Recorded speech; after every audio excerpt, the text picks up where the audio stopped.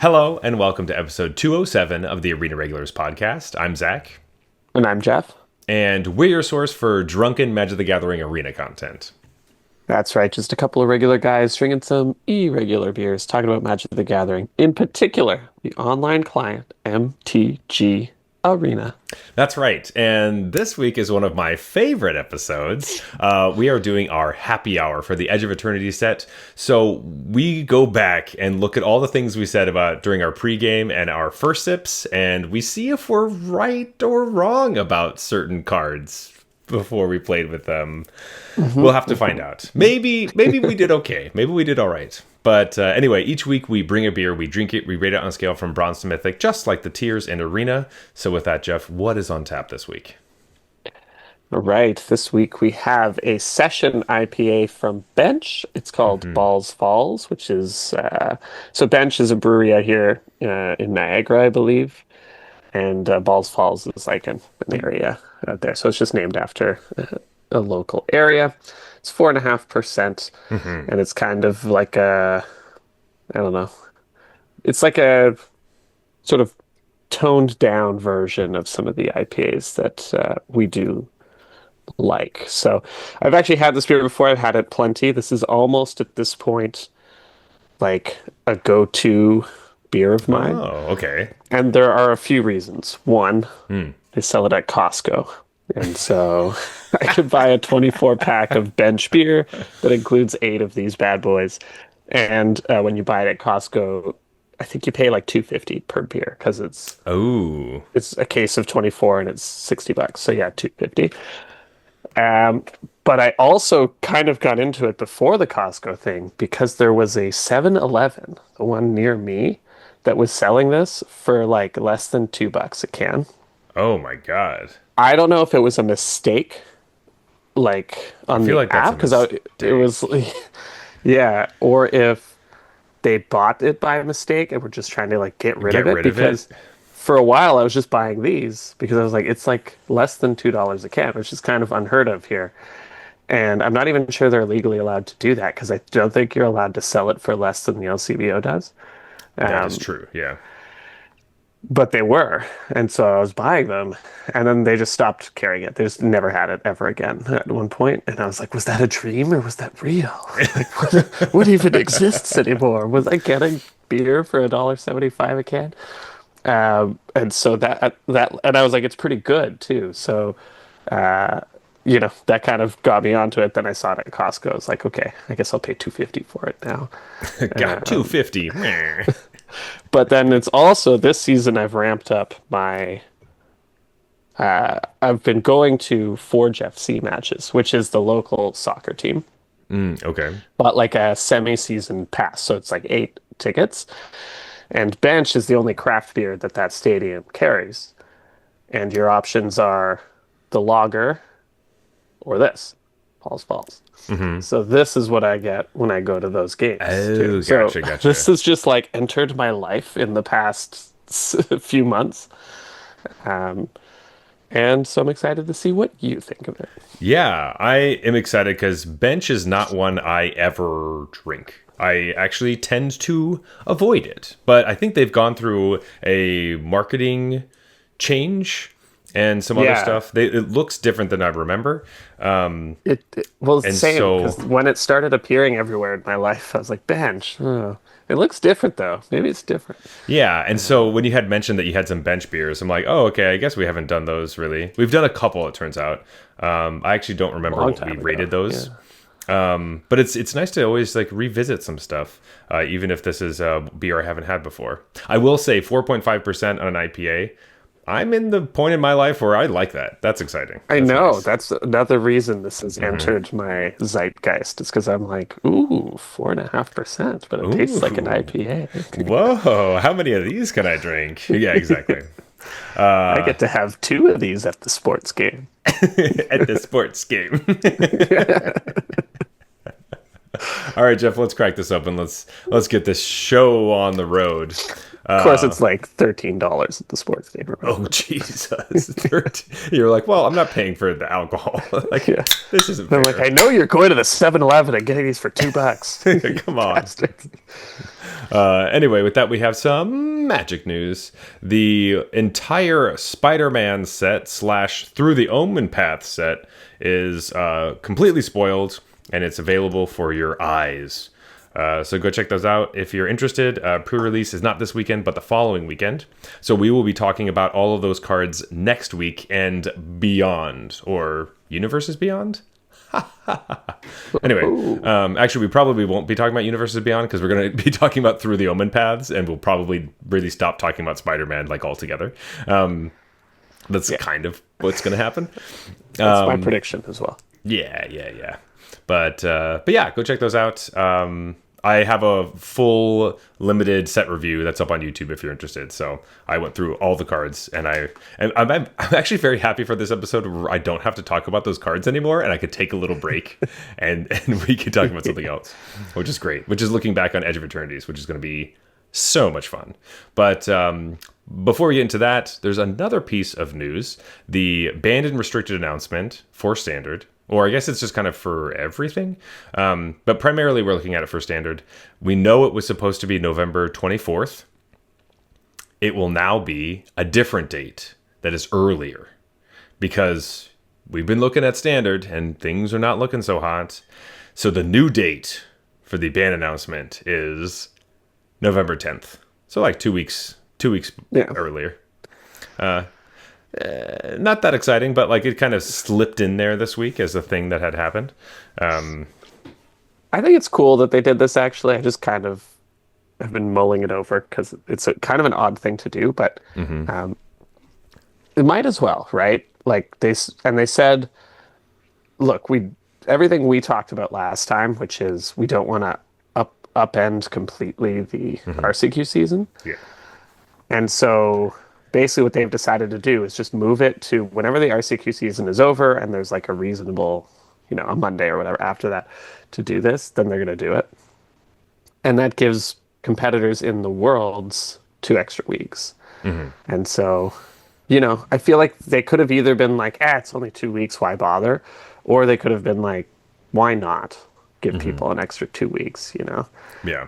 Because Worlds and is I'm like glad they did that. early. Yeah, Worlds is early December. It's like the 3rd to the 5th or whatever. Right. So if they ban something on the 24th, that's like really tight. Yeah, and it's super weird where the world's competitors know that, like, you gotta know Vivi's gone, but what else is gone, and like, is Mono Red gonna get any like can he, actually, can he take any hits? are you going to try to work a long time on like some sort of brew, and then all of a sudden like one important piece just gets randomly hit in the crossfire, and you're like, what the hell? Right. It also just means like their biggest tournament of the year is like not just a bunch of, it's like feels kind of fresh because of the ban announcement. There's also a new set and all that stuff, but you get to have more tested decks. You don't have to have Right. things that feel a little either thrown together or tried and true that we've seen for months. So Yeah. it opens the possibility of having a standout Worlds deck that would be really cool. Right, which that would be awesome. And like the other thing about November 10th, right? Like, what if they emergency banned VV, then this mono red deck comes out. It's kind of emerged over the past week or two. It might even be better than the VV deck. And then they're just like, oops, now that deck is clearly the thing you have to be doing. I guess we'll wait until I'm like banning this, or do we have another emergency ban? Like, it's another argument for not being too trigger happy. You got to make sure the metagame settles a little bit Before you just because that red deck is like everywhere now, but a couple weeks ago it wasn't. And I'm at the point I've played enough against that red deck where I'm like, I wouldn't mind seeing Screaming Nemesis get the fuck out of here. So that is true. with when all the good removal rotated out, Screaming Nemesis sure got a whole lot better because all the removal worth playing deals damage. Anyways, Like maybe that needs to go too now, you know? And instead of being like ban VV, whoops, now this card is everywhere. 2 weeks later, ban Screaming Nemesis. Yeah. Oh, now there's a new deck that's just I awesome. mean, It's like, to be fair, the last ban announcement that we got did a pretty good job of trying to hit everything that they could. Like Vivi was the yeah. only one that snuck through, and that was because it was brand spanking new. But they did ban other cards that were brand spanking new. Anyway, this isn't a whole like ban thing, but I'm happy that it is going to Yeah. happen a little earlier, and I think they're doing the right thing. And I think that they've proven to us that they can ban enough things to make the metagame feel fresh. And yeah, all I was trying to say is November 10th doesn't disrupt RCQ, gives people extra time, but it still lets the dust settle on Spider-Man. Like there's more than enough time for the metagame to kind of lock into place. Yes. I'm pretty sure we're actually going to be talking about Avatar by that point. That's the set that I'm thinking will be the one that we have to figure out if the dust is settled or not. Oh, right, because it's like every 6 weeks or whatever it is. Yeah, so Avatar actually comes out after that. So the band announcement was going to be right after Avatar came on Arena. The 18th is when I Yeah, believe it's coming. I think this is better though, So this is because right before Avatar. yeah, I Yeah. think it's weirder the other way, where you drop a new set and And then then immediately do during some your stuff. banning, you have to try and like panic Yes. react to. Whereas this way, it's like, let's just give Avatar a nice format to step into, and we have That our is true. window for that ban if something there is too good. Like it's a separate window, right? Yeah. Yeah. Yeah. Anyway, looking forward to that. We will keep you updated on everything that's going on with the ban announcements as if they continue to go up and up and up. It would be kind of funny. Actually, we're gonna do it now. Yeah. But anyway, what we really need to talk about tonight is Edge of Eternities. So this is our happy hour Do we episode. have to? Do we have to talk about Edge of Eternities? Is that already just a precursor of how you feel about the set? This is more like my sad hour. This Gotcha. is Well, Jeff, in theory, what are our happy hours? What is this episode about?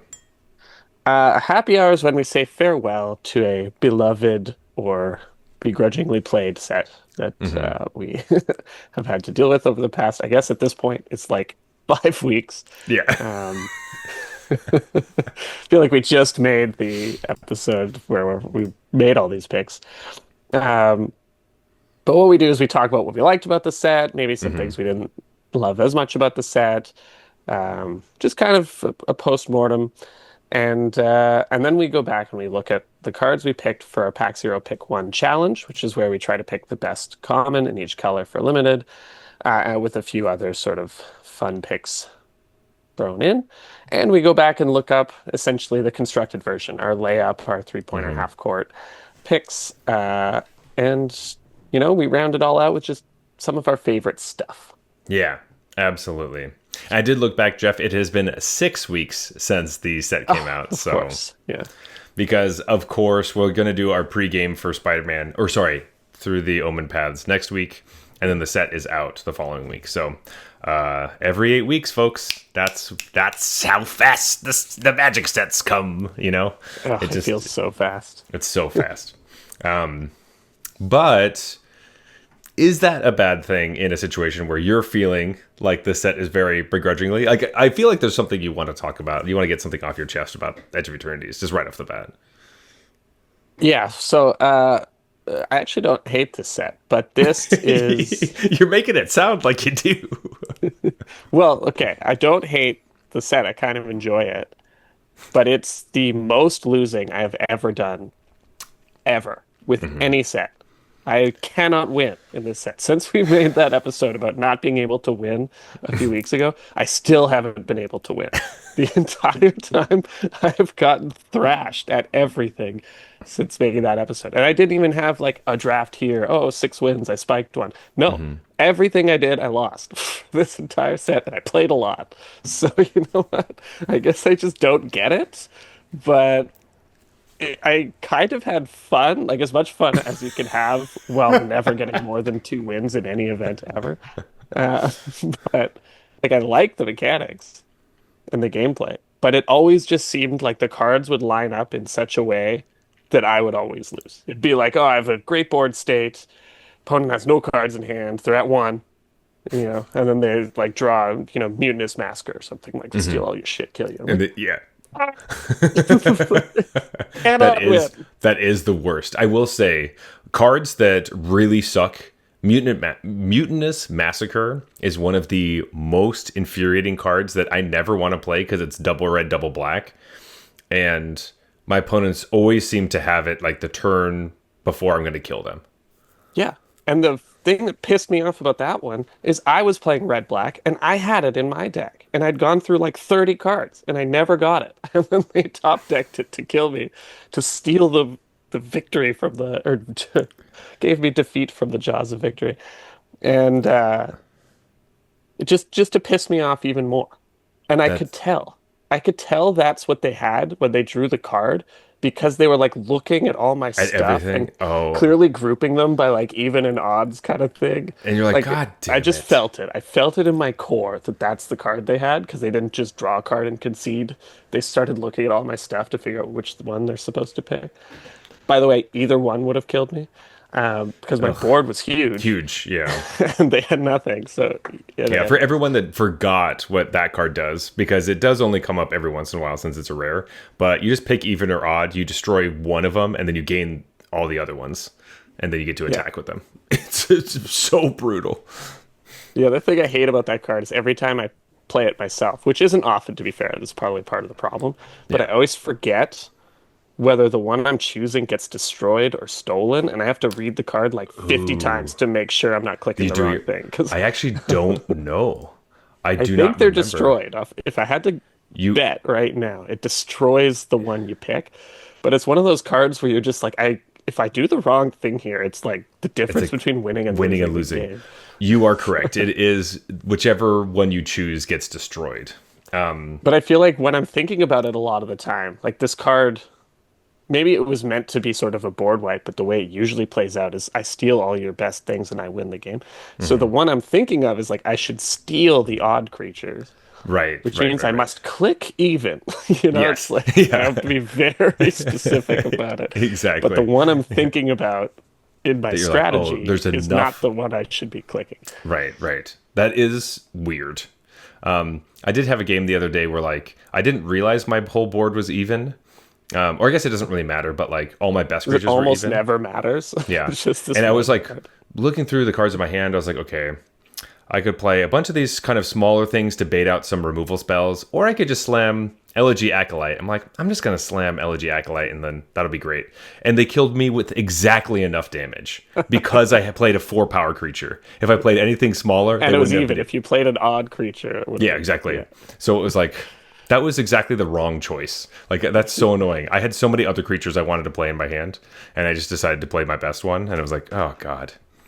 But I think you have to be in a pretty advantageous position to be playing around Mutinous Massacre, right? Yes, I think so too. Oh, it If you're was. super far ahead, you're like, the only thing I lose to is Mutinous Massacre. I'm not going to play this Elegy Well, Acolyte. yeah, it's very true that like there isn't really a reason I wouldn't do it, but like I was thinking about like I should just try to play like soft roll, play a bunch of other like smaller Right, trying to threats. play it not. You're thinking, I don't want my bomb to just get killed. Exactly, and instead I just lost. Just lose the game. Your opponent also it has a bunch of card draw on the Yeah, stack. yeah, just to be mean, because it's the kind of thing where I feel like they probably would have played it even if I didn't play my bomb. Like I didn't really look like they counted out the damage and then we're like, I'm gonna win this turn. It kind of felt like they just slammed it because they saw an Elegy Acolyte and they're like, I'm gonna steal that, and then just figure it out. I've definitely done that where you're like, this is way more than enough damage. You slam it, and then it's like exactly lethal. You're like, Yeah, oh, you're fuck. I probably should have counted that. like, ooh, shit. Yes. Oh gosh. But anyway, no, I completely know what you're talking about with like the set being so difficult and infuriating to play. Where like it, I think it really stumbled. Like, oh, there was a ton of people that had a really hard time with this. Like, great, and talking specifically limited. Like, There's a lot of good limited players that were all like, guys, this set's hard. Like, it is one of the biggest skill testing ones of like trying to change your brain around certain things. I don't know. I don't know why It's it tough was. out there, man. I would It's like to tough. be able to pinpoint these are the reasons why it was difficult for this set or whatever.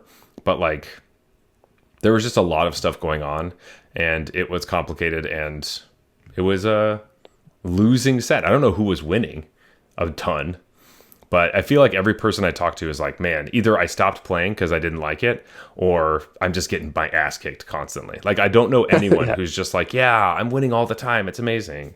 Actually, that's not This set's true. so easy. We have one person in our Discord who's definitely posting trophies like Oh every other yeah. day. And I'm like, damn, okay, maybe I should just start doing what you're doing because our decks look vastly different and you're constantly winning. So Right. maybe I should just be like you. But which is nice. That's why I enjoy having our Discord. So when people post trophies, I can be like, wow, look at all these cards I'm not playing and actively passing up. And it's just some of their favorite cards. I'm like, wow, I should pick that card more often if I'm not trophying.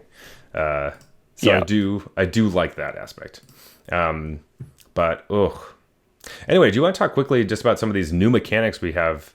Because a big thing coming into the set was like our spacecrafts and station. What the hell is this? What are we gonna do with this? Like, I don't know.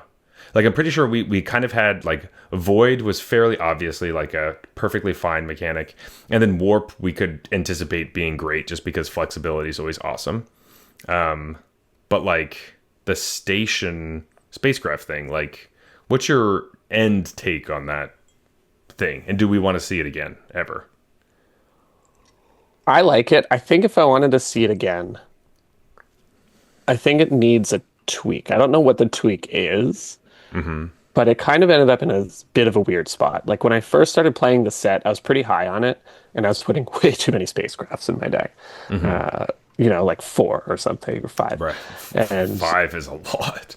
yeah, Yeah. now I'm like, I need a good reason to go past two of these, but I True. usually want one kind of thing. And that's the weird spot I mean, is that you kind of want like one spacecraft in all your decks. Or maybe you don't, because I never win. So maybe everything I do is the wrong thing to do. But it's it adds so much value, the first one, being able to actually use your creatures for something. Subsequent ones, like there's some serious diminishing returns on them because like you just don't really have the time to be activating all these different spacecrafts and turning them into creatures. So the first one feels a bit free. It's almost like, oh, I wasn't going to use this creature anyways. It's sort of like giving it haste. But then it becomes like now I'm not attacking or I'm not using my creatures to activate the second one kind of thing. So I think it plays in a really cool way where it lets you use your creatures outside of combat. But it just ends up in this weird spot where it's like you kind of always want to draw just one. It almost doesn't matter which one. And then you never want to draw the second one, is the way I've. Unless it has a really good ETP or, Yeah. Which like it's the Frigate or whatever. Yeah, which I will say, well, we're going to talk about this card a little bit later, but like the Lumen class frigate, I don't know how to even Frigate, pronounce. frigate. Frigate, frack. The frigate, it's the That's what I say when I see it. Ah, frigate, frack. frigate frack. It's always my opponent that has it. It seems Like like when that my card's power level has very little to do with the fact that it's a spacecraft and everything to do yes. with the fact that it's a glorious anthem. Yeah, it's an anthem that also eventually turns into like a lifelinking creature that flies. Yeah. But it feels like every time my opponent plays it, it's this awesome anthem that does a bunch of stuff. And every time I play it, like I need it to be a creature somehow, and then my opponent just bounces it. And I'm like, I have to start all over. Because like getting your spacecraft bounced feels so awful. It's like really, really brutal. After you've turned it on, yeah. Yeah, because like Originally, that the freighter, the blue one that comes down, like the 6 mana bounce to things that aren't spacecrafts. Originally, I was Yeah. like, oh, you don't want to be able to bounce like itself or another copy of it, so you keep bouncing them. I was like, no, because it's too brutal to bounce your opponent's It's just too spacecrafts. fucked up. It's Yeah. just too fucked up. You can't be able to do that. They did that once in testing. They're like, They're like, never again. nope, not again. Remove that Yeah. possibility. I So feel the same way about you said like the frigate or whatever. It's always so good for your opponents and terrible for you. yeah, That is the same with me with Extinguisher Battleship. That card yeah. always wipes my board and threatens to win the game immediately. And when I have it, I'm looking at a bunch of fucking 4/5s, and, and it kills a Yeah. bunch of my stuff, and my opponent's stuff will mostly survive. And I'm just It's like, is this card good? I don't even want to put this in my sealed decks anymore because every time no. I draw it, every time it always clunks up my hand. It's always in the opener, Yeah, this and giant 8 drop that you can't do anything with. and I Or never cast it for good value. But then 17 lands, it's like, yeah, it's a B, and yeah. like it always wins, and like it always beats me, and I'm just like, And like when I'm this playing card. against it, it's like I have a big board that is protecting my planeswalker, and they're like, "Play this, wipe your board, kill your planeswalker." You're like, "God damn it! You gotta be kidding me!" And I was all As set good up. as that card could possibly be. Yeah, I don't know how that could be better. That was like the best possible thing you could do with this card. Yeah. And they're like, and they immediately crew it with their like 5/5 or whatever. I'm like, this is so annoying. It's exactly what I like was hoping it could do, is like have a 5/5, which to be fair in this set 5/5s in general ended up being pretty good. Like just like Yeah. the common 5/5s are just like, I've been killed by fungal colossuses and like Oh germinating my God, worms so many times. so many fungal colossus. But like the combination of that with like that battleship you're talking about, because it's just like slam it, attack for 5, and the next turn crew it or station it, attack for 10. You're like, oh my God, I'm gonna scream. But yeah, I agree that overall it's felt pretty brutal, even though I still kind of stand by like the bombs didn't feel crazy bomby to me. There was only like a handful. But like I just had a Yeah. lot of bad beat stories about this set. The one I Like hate the most is Uroboroid. That one is the most that's like you're just gonna lose or like kill me or lose, you know?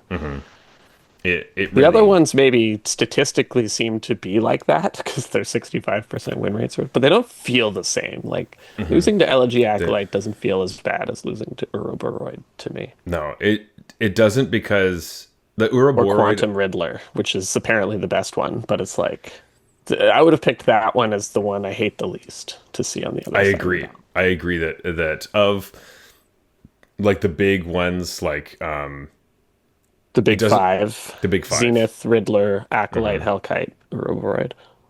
Yeah, I think like Zenith is super scary because the board gets so huge.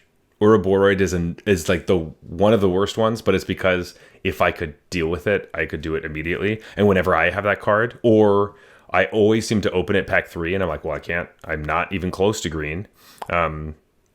But I've like never seen this card in a sealed pool or in a pack in draft. So it's always like I have like 2-drop, 3-drop, 4-drop in my hand, and I play 2-drop, 3-drop. They kill both of them, and then I'm like, well, I have Ouroboros in my hand to be like a 2/4. Okay, great. right, yeah. And Meanwhile, then I'm my like, opponent's always like 1-drop, 2-drop, 3-drop, Uroboroid, and then yeah, I have something that can like only deal 3 damage, and I'm like, I fucking hate this game. yeah. Or like, oh yeah, as soon as I like get up, like finally pull my removal, I try to target it. It gets like bursted, and you're like, all right, never mind. Yeah, All right. yeah. I guess fuck me. I just actually made it way stronger. Yeah, this fucking sucks. Though I will say Ouroboros, I think most people have like hate for that card because of standard, because of what it's been doing in there, which we will talk about a little bit later. But yeah, man, freaking. This is of all the sets this year, this feels like the most losingest. I honestly think it's my most losing set of Set. all time for limited. All Like I don't time. think I've ever lost this much. It's Even when I was like a kid, I probably did better than this. no way, no way. Dude, I never get more than 2 wins at any Jeff, event. how many times Ever. did you have to like re-up? Did you have to pay up to keep playing? Oh, I had to do the big re-up this time. They introduced the like double the double re-up, the $200 one or whatever. I Yeah. felt so bad I had to go for that, and Whoa. mostly through it. So Okay, I so tried you. to qualify for the what's it called, the qualifier weekends. Yep. Right. Yeah. I tried to play in the win play-ins for Yeah. those, and it has never happened to me that I've sat down and tried to like qualify for that and just been unable to. And this time it had happened to me twice. I did like 4 or 5 events or whatever and just got fucked every time. I was just like, that has never happened to me before. I'm telling you, I cannot win sealed. I cannot win draft. I think Ouch. my deck is awesome. I lose. I think my deck sucks. I lose. So it doesn't seem to be that whole thing where it's like maybe the bad decks are better than you think. No, they suck too. Uh, like I'm trying to splash. I'm trying not to splash. I'm trying to like, I don't know Just what to do. throwing everything at It the just wall. always seems like whatever happens, I lose. And I'm always losing to like opponents that just keep 7 cards, mountain swap, forest, like Yeah. this thing. Classic. And, and then like I'm losing to like fucking Cavaron turbo drones and shit all over the place. I'm like, I know this card sucks. Like, but God, opponents just played some of the worst crap, but it just lines up right. It's like the edge case where that card doesn't suck Yeah. is what I always run into. It's like, well, So yeah, if I don't that know. if that next creature had +1/+1 in haste, it would be really good, and they slam you with it. It's like, boy, Yeah. that Terra Symbiosis really fucked me up. Oh. Opponent's not going to win another match the entire event, Yeah, but but they creamed you.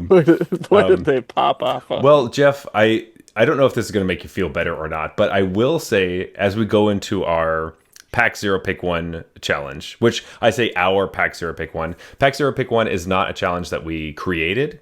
It's Magic Data Science over on like X and Blue Sky. It is their baby, but we like to use it as a fun thing to do. We're gonna play it next week for the through the Omenpaths / Spider-Man set. But we're going to look back and see how well we did for this last set. So every set, we look at all the cards or all the commons before the actual set is playable. So we haven't played with any of the cards. And we go through and pick what the best common of each color is going to be, 2 miscellaneous commons, what the best gold signpost uncommon is going to be, and then like a tiebreaker rare, just if we ever have a tie. And then we see how good they are on 17lands.com in game in hand win rate percentage points. But Jeff, I will say this one was super, super tight. This race was very, very close. We had picked a lot of the same cards, to be fair. So, of course, it's going to be really tight when we do that. Yeah. Yeah. But anyway, I don't know exactly how we want to do this. We can go through it. We picked. I guess I can go through and talk about all the cards that we like picked together because there's like 4 or 5 that we picked exactly the same cards. Yeah. And you might be like, oh, I picked the same cards or whatever, but we also kind of nailed it. The only color we didn't get right was red. Yes. So we both picked Banishing Light. That was the best white common. We also picked Night Luminary, both of us, which, as for our miscellaneous slot, that was the second best white common. So white nailed down. We made that our bitch. Yeah. How we did we figured that one out? nail that one so hard but can't win any fucking game? Anyway, we also picked Gravkill together. That wasn't the first pick for black. We also picked Bombard together, which also wasn't the first one for red. I was actually Bombard was probably one of our worst picks. It was pretty low. Bombard was, yeah. It wasn't my worst pick, but it might have been yours. It was, I think it's my worst pick. But we also picked Galactic Wayfarer, which is green's best common. That one was a no-brainer. That was a pretty easy one. So we kind of, sniped both of those. White and green. Felt really good about it. But then, Jeff, you came in hot. This is your best pick. Spicy, Yeah. best pick. Blue. Just dart right at it. Like bullseye. I Just had a perfect. feeling. I had a feeling. I picked Cryogen Relic, which I think anyone who's played the set knows that is indeed the best blue common. It's the best common, in fact. It's the best common Hmm. overall. So, I will give you props for that. I Which wanted picking to. the best overall common gets a 5% bonus. So it's pretty Um, important to try to do that. no, that would actually be a fun little game, though. Yeah. But no, we have not instated that yet. Hmm. That is not a rule. Jeff gets just the amount of points he gets, which is Hmm. like 3.1 percentage points above mine because I picked Cryo Shatter. The second best blue common would have been Divert Disaster, which I honestly don't see a ton. And so I did play into it the other day, being like, I just never see this card. I'm so surprised. It is one of those cards you just rarely actually see, but I feel like See. it's always in my sealed pool. Hmm. It's always like the card I have to play in my sealed pool, and I never tag anything exciting with it. Yeah. It's always just like the stumble piece. Though every once in a while, it is funny where you do like try to counter the thing, and then you look at your opponent and they're like, do they really want the lander for some reason? I don't know. Right. I guess I'll That pay for my spell to be cast. And they're like, haha, I finally needed my eighth land. Blam. Or that would something. happen to me. That would be I'm an extinguisher battleship, and Yeah. everything I have is 5 toughness. Yeah, Everything yeah. you have is 4 toughness. But anyway, you did a great job with that. Cryo Shatter really being kind of low down on the picks. So sad. I always liked that type of card, so maybe I should just stop picking that type of card. It really never seems to be the best. It seems to be It like happened like one time, and I think that validated it for you. That I think in I'm Duskborn it just was like gonna, the best, and I was like, yeah, so I'm just gonna pick it every time. yeah, Yeah. it's so rough. But anyway, further down on the miscellaneous cards, you had picked Intrepid Tenderfoot, which was pretty good early in the format, but as the format progressed and progressed, it got worse and worse. Yeah, it just like shoots down the ranks. Yeah. Like technically the win rate on this is higher than Bombard, but I consider this my worst pick because there are so many better green commons than this. There's Whereas Bombard, so like many. red is not as good as green. Yeah. And so Bombard, I think it was a totally reasonable pick. This one, I knew it was a riskier pick than like Bombard is, I guess. But I don't know. I'm kind of surprised that this ended as low as it did. And it's just because of mostly just because of the quality of green cards. I think Like so too. it's Yeah. still a C, but Yeah. it's like one of the worst green cards, like Yeah, it looks pretty brutal when you're like actually going down. You're like scrolling down the list, like, oh my god, how far down is this?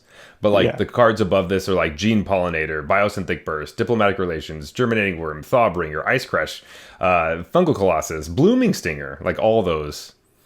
It's just like almost all the green cards, which is such a weird feeling for sure. Because we were both talking about that card early on. I just didn't pick it, but I also really liked it. Yeah. And, I don't think I ever would have guessed that like Thawbringer was better than this, looking the cards I ahead of time. I Uh, think I agree. Actually, I can tell you. but I think I could have got Biosynthetic Burst or Gene Pollinator or something like I don't know if I fully read Biosynthetic Burst, to be honest, because I kind of just dismissed it as like a protection spell that is not the kind of card I usually play. Hmm. But once I actually played with it and like was reading it in a draft, I was like, oh, isn't this card kind of nuts? And Yeah. so I was taking them like crazy very early on. And I Hmm. think I was taking them over the Tenderfoot. So it was like, maybe if I actually read all the green cards, I Where might you're like, not have picked well, this one. that's a green instant. I'm not going to pick a green instant that's not a fight spell. Like, Pretty much. yeah, Yeah, I yeah, think that's what I did. yeah. I, for my last miscellaneous pick, did pick Virus Beetle, which ended up being the best black It was a common. good one. That was a good one. Virus Beetle coming in clutch. The artifact thing did matter, exactly like I said. I feel great about it. Yes, hell yeah, let's go. That was nice. That was a good pick. I gotta That was give it good. to you. Yeah. But honestly, coming into But this now last you're gonna one, pick the 2-drop that makes them discard a card every time, and it's always gonna be medium. I don't know because we have seen other ones. I think have I picked it before? I might have picked the 2-drop that makes us I think discard. you like to pick these occasionally. They're never bad. They're always like upper mid pack, Yeah. or in this case, the best. Yes. But the reason I picked this one as the best, well, I didn't obviously I was thinking Gravkill was going to be the best. This would be the second best. That was kind of like my reasoning. Sure. But I did think that this one was poised to be better than the other ones because it's an artifact. Right. That makes sense. So it gives it a little bit of extra utility in there. But coming into our gold signpost uncommons, this one actually kind of surprised me seeing it at the end. So you Same. picked Halia, Ascendant Cadet, and I picked Station Monitor. So I picked a 2-drop, you picked a 5-drop, but your color combination was better than mine. However, Station Monitor was performing way better than Halia. And I want to kind of talk about why. I don't exactly know why. Station Monitor being like the second best gold, signpost gold uncommon, and Halia being like I don't know, middle of the pack or like Yeah. lower end. Even though green white is, I think, the second best deck. I don't know It's if like that's still one of the true. best decks. Yeah, It that's was what's early on. Simic was the best, and then so it's such a Selesnya after that. I so think. I have a theory. Okay, let's If hear it. you so like we were saying, Simic is like one of the best decks, or basically the best deck. Bio Mecha Engineer, super good. That's like the best signpost. Ugh. I was so close to picking that because I was like, this is just the best card. And then I tricked myself into doing all this, like, oh, but green Oh, white but looks pretty this and this and strong. this. I'm Yeah. supposed to be picking the best color pair, not necessarily the best card. Well, that's what's hard because you would assume that the best color pair, all the gold signposts would just be better, right? But Halia Right. And seems to that be in the usually middle. happens. It Like does usually happen. sometimes there are these weird ones that like this is the best performing gold signpost, and it's just because that deck is really good. So, Halia seems to be so mid, but I wonder if it's just because like there's either the case of people are fighting over like green white, and so then like you might take a Halia either earlier or kind of in the mid pack, and then you think that your deck is going to come together, but it doesn't. And because the counters deck is so synergistic, if you don't have all the synergy pieces, it just doesn't kind of come together, and then you just kind of have a 5-drop that doesn't have enough synergy. So either it's that, or there's a lot of people that were just winning without that card, like that they were playing a short, like lower to the ground deck that wanted to be able to recast a bunch of spells in a 5-drop that just put a counter on something, and Yeah. wasn't really enough for them. And they were trying to beat up their opponent with a bunch of other, like 3-drops and 4-drops. Which, Yeah, I think to be fair, both I of did. the Sorry, I was just gonna say I haven't seen Halia a ton, so I don't know if you were feeling I different. had a lot of it early on. I was like feeling pretty good about my pick because I was smoking people with this green white counters deck. Um, I think both of the things you're saying are true. Like one thing is that green white doesn't have to be counters themed to be good. It can just like I've seen a lot of green white decks that are just like big dumb green creatures. Um, like The the five commons you worms. were talking about, the Colossus and the Worm, and then the like just Ice Cave Crashers and the Just what's big dumb the stuff. what's the one that you can play it for cheap if they have enough creatures? The Oh, uncommon. the Vine Whip Lasher, or Yeah, Lash Whip just Viner. Splash Whip Predator. There we go. Lash Just Whip stuff like Vine. that, and then good white cards because white is very good, like Starfield Shepherds and Banishing Lights and stuff. Yeah. And that deck can just steamroll people. And then there's also the version that does do the +1/+1 counters thing. Halia is only like really good in one of those versions. And the other thing is sort of to your first point, like blue white is a very specialized deck. So when these strong 17 lands players are in it, it's open or something. And Station Monitor only goes in that deck. Like you don't just kind of put this in a rando deck. You don't splash for it. You put It this in the has deck that can play multiple spells a turn, it does nothing in the other ones. where it's going to actually shine. Whereas if you had a random green white deck, even without counters, you'd probably still just jam Halia into it, and it As just your wouldn't be top end, yeah, or that something. good there. But it would be fine.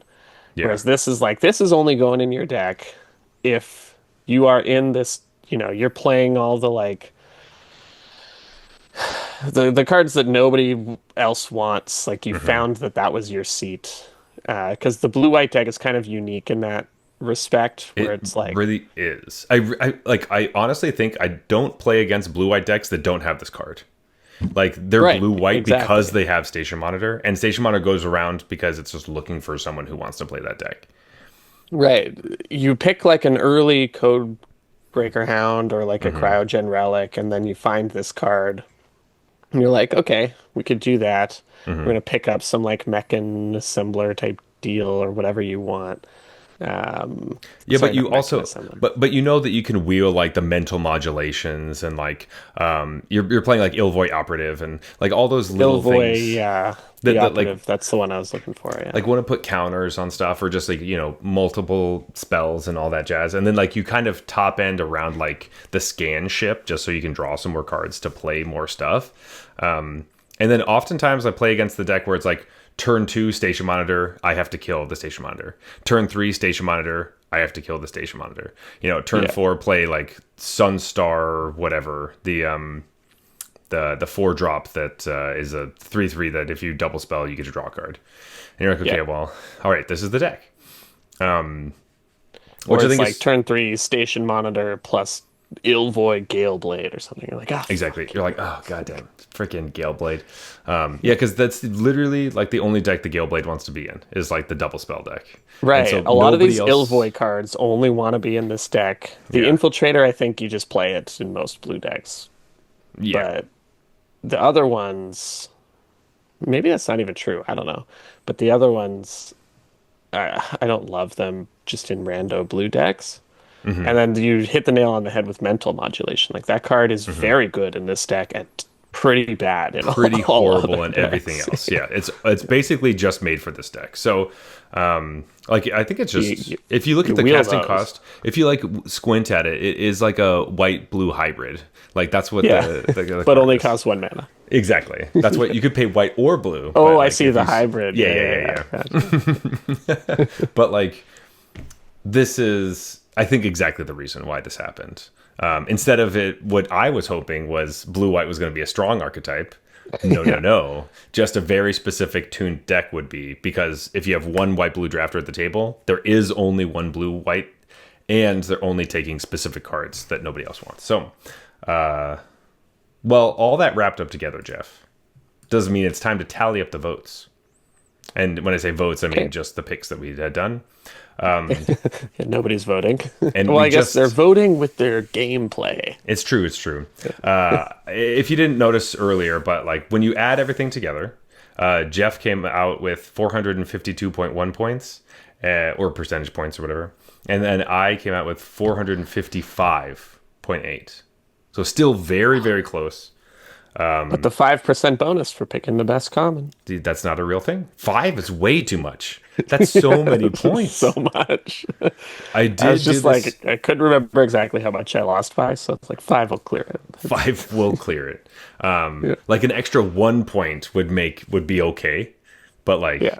if you picked the best one and the other person didn't pick it, or if you get the best one overall, but the other person, well, I guess the other person could still get it, and then woohoo, you have 1 extra point. Yeah. No, I it did should be want like to Quidditch. Whoever picks it gets 1,000 points. just wins. Yeah. Yeah, it's That would nothing be else mattered. So, whoever picked it first wins. yeah. Quidditch is the worst game. It makes the scoring is anyways. Don't have to It get is into the that. stupidest game because the whole quaffle part seems so interesting, and then they're just like, and then your kickers just fucking, I don't know, have fun It's over like I in don't the know. I just corner. needed it to be a sport and have more positions than this, but really, it's just Harry racing around trying to catch stuff. Yeah, well, because yeah, they didn't want to. Actually, it's perfect. Sorry, I'm not a big fan of the author of Harry Potter, but for Same. someone who doesn't want to write anything about sports makes up a position that has nothing to do with the game, so that every time we're in the sport, we just talk about this position that doesn't matter, or it really does matter. It's the only thing that matters. And so then we can be like flying around looking for stuff, and then the score is just like there, but like none of it matters. Like you just know. I think maybe one time in all of the books that like the snitch was caught, but the other team had scored so many points that it didn't matter. I think that happened maybe once, but they didn't even bring it up in the movies. I think they put that in to address the ridiculousness of the rules, but just be like, see, it could happen. And I think that was even in the World Cup or whatever, the finals. Yeah, it's And just it was like the best seeker in the world or something. I'm like, he kind of sounds like a dumbass because he went and caught the fucking thing when it would cause his team to to lose on the spot. Because the game only ends when you catch so you have to catch the snitch for the game to end. And that was one of the things, like at that game that they were talking about. They're like, yeah, I think it was going on for like days, and they're like, you gotta guys, you gotta catch the fucking thing. It's like it's got to end at some point, right? Fine, we lose. Whatever. Grab it. The other seeker's so bad. Yeah, it's like so bad. Makes sense. They stacked their whole team in the other positions. You know? It's true. Yeah. But like, why would you ever do that? It's like, imagine if win the football, World like Cup. every time you got a touchdown, you got 1 point, but every time you kicked a field goal, you got 100. Like the team's just stacking their like running backs, their wide receivers, and like you just have like a drunk toddler as your kicker. It's just like this stupid. It's like it doesn't make any sense. Like it's just like this. Doesn't seem like a solid strategy. No, it's horrible. But they won the World Cup, man. God, it's so dumb. Anyway, what a perfect sport for someone who clearly hates sports. Anyway, what I wanted to say about this is that we have a tiebreaker rare, and I just wanted to add this little cherry in there that we both picked cards. I picked Nova Hellkite. So. I don't remember this. I picked Nova Hellkite, which was actually the worst of the 5 horsemen or whatever. Yeah. But you picked Consult the Star Charts, which is still a really great card, just maybe not as much in draft. Yeah. So I still, even with the tiebreaker rares added, I would just like to say, I did clear this one. This wasn't how I expected to lose. It basically all came down to the gold signpost. And early on in the format, I thought the one I picked was looking good, and the one you picked was a poopy choice. And now I'm like, oh, guess I was wrong. Yeah, I like to see it. Well, Jeff, I mean, with that being said, the reason I originally had said that you might feel a little bit better about this is that you picked the 4 top commons of the set. Like, you sniped all of them. I mean, I sniped 3 of them, but like... We each sniped 3, because I didn't pick Virus Beetle. So, but what I'm saying is that Virus Beetle is so much further down. You picked literally the top 4. Oh, I see. Like the not by color, but just the top 4. Overall, you got all the top 4. Banishing Light, Cryogen Relic, Galactic Wayfarer, and Night Luminary. Yeah. And then I picked Virus Beetle, which was below Orbital Plunge, which is the red card that we completely missed because it looked like poop when I was originally looking at it. But turns out you want to deal 6 damage. The 5/5 strong. I think that's also one of the reasons why Bombard was so bad, is that like, hey, there's a bunch of 5/5s. Like, why would Bombard just doesn't kill them? So yeah, but and I could feel it, right? Like when I Yeah. play Bombard, I'm like, this card blows. yeah, 3 mana deal 4. Yuck. Anyway, Hate it. So that was fun. Right now, we're not really keeping track as far as like over the course of the year, but I would like to say that we are even now, because I won Aether Drift, but you got Tarkir Dragonstorm and Final Fantasy, your back-to-back wins, and then I won this one. So It's fitting that I lost this one because I always lose at Edge of Eternities. Anything that's related to Edge of Eternities Limited, I lose. So. Well, Jeff, maybe let's talk about Edge of Eternities Standard, because we have some I could do some losing in that too. Yeah, we got some worthless slots to talk about. Jeff, remind us what our worthless slots are, what this whole thing's about. Yes, worthless slots are when a new set drops, there's all this excitement about all these cool cards, and you want to just cash in all your wild cards right away. We Mm-hmm. know, we get it, we feel it. It's obviously a bad idea. So, Mm-hmm. what we do is we try to pick some cards that we think are indeed worth a slot in your deck, or maybe worth one of your wild cards. And we like to tier them. So we give the layup, the card that don't feel bad about crafting this. This is Mm-hmm. a no-brainer. Card's great. Then we do a three-pointer, which is like, this is probably pretty good. Or it's going to have like a niche deck. If that deck ends up being good, then this is a great pick. But if you just like that kind of deck, you probably feel okay crafting this. Anyways, Mm-hmm. half-court shots are like, I just kind of like this card, but I acknowledge that this is probably not a good use of wild cards. And then to round it out, we pick some cards that we think people are overrating and a card that people are underrating. That's right. So starting us off, you doubled up on a card. You went really hard on it. And I think this is where it really shines. I had just mentioned it, but consult the star charts, Yeah. Jeff. I think you nailed this Yeah. one. Yeah, I don't feel bad about this pick at all. This Yeah. card is nuts. I think like there's so much good stuff right now in blue that this doesn't have the like dominating presence you might That it it could should. have Yeah. in other standard environments. Mm-hmm. But I wouldn't be surprised if post bans Mm-hmm. this just becomes a much larger part of the format. Mm-hmm. Like it is still always competing with the stock up, Yeah. which is kind of like that Treasure Cruise dig through time thing that I even talked about when I picked this card. Different decks want the Mm-hmm. different effect, but this one is the sort of more raw power, and Yeah. so I like what you talked about with like the different decks want different effects because like a deck that wants to be playing at instant speed obviously wants this one, and the VV decks enjoy the stock up just because it's cheaper and they want all their cards on their turn so they get to do like right, explosive stuff. and it's just raw cards, right? Like Yeah, they just care about cards. when you say it's cheaper, it's because you want two cards, so that one's three and this is four. Exactly. Yeah. And they don't care that much about the like. The I'm saying selection. they don't care about selection. Like stock up is still pretty good selection. It's very good selection, but it's obviously different selection. Yeah. But no, like this is when my opponent has like 2 mana or 4 mana that are blue up, I'm expecting this card. And like that's what you want from a layup where you're like, you're gonna see it. You see it a lot. Yeah. And I expect my opponents to be playing it when I play a deck that would want it, it just snaps right in. So I have these. I don't think I had to craft them though. I think I've just picked these up in In draft.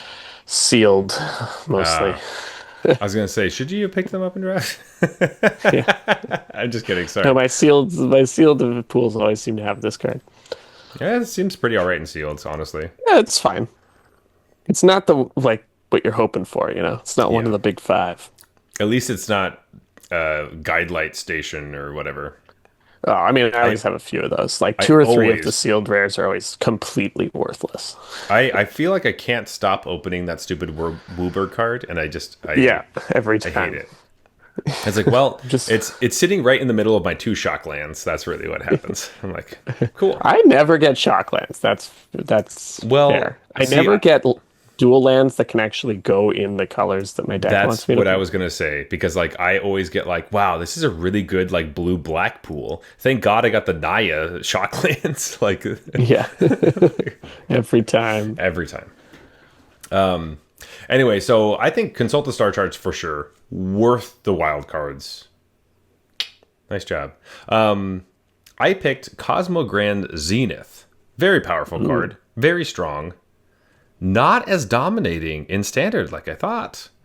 I don't think it's I don't know if I fully missed, but it's not a card that's everywhere. It could be VV like, VV's shroud or shadow is like hiding it.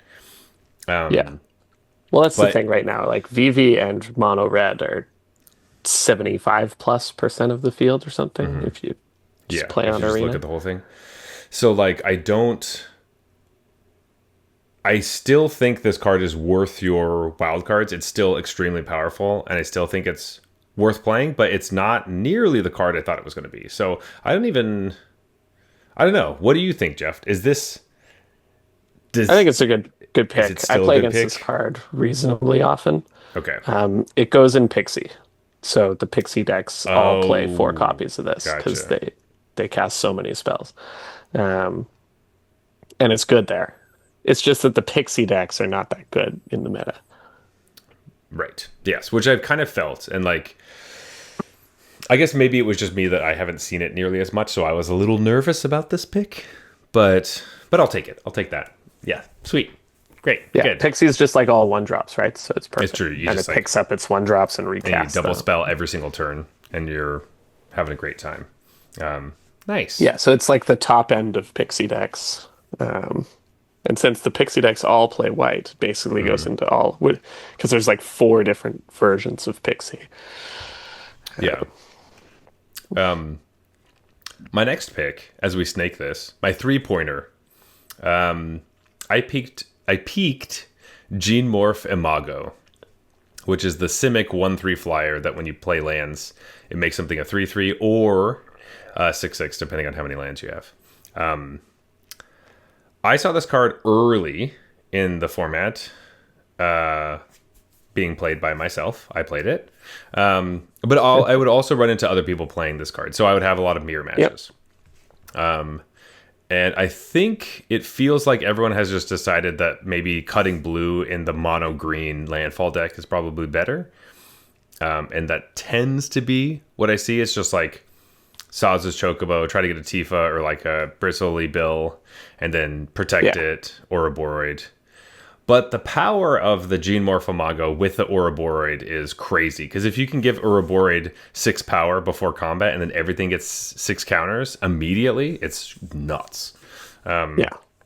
So that... It's a little awkward though because you need sort of 5 mana to do that because you need to play the Ouroboros and then drop a land. That's true. Yes. So it's not exactly like a I guess you turn. need 6 lands because You need 6 lands if you're going to do that. 6/6. Yeah. So it's not... But it's even one of making those- it a 3/3 is pretty good. Making it a 3/3 to give everything 3 counters is pretty good. I would say that this deck is the type of deck that I like, where you tend to play a little off curve, so you can hold up like a Snakeskin Veil or like a Counterspell I hate that. in the decks that I would play, where I'm like, Yeah. you start off a little, a little Llanowar Elves, a little action just to get some removal out of their hand. But then when you start actually playing real threats, you're like, I'm holding up counters or protection. That's the whole deal.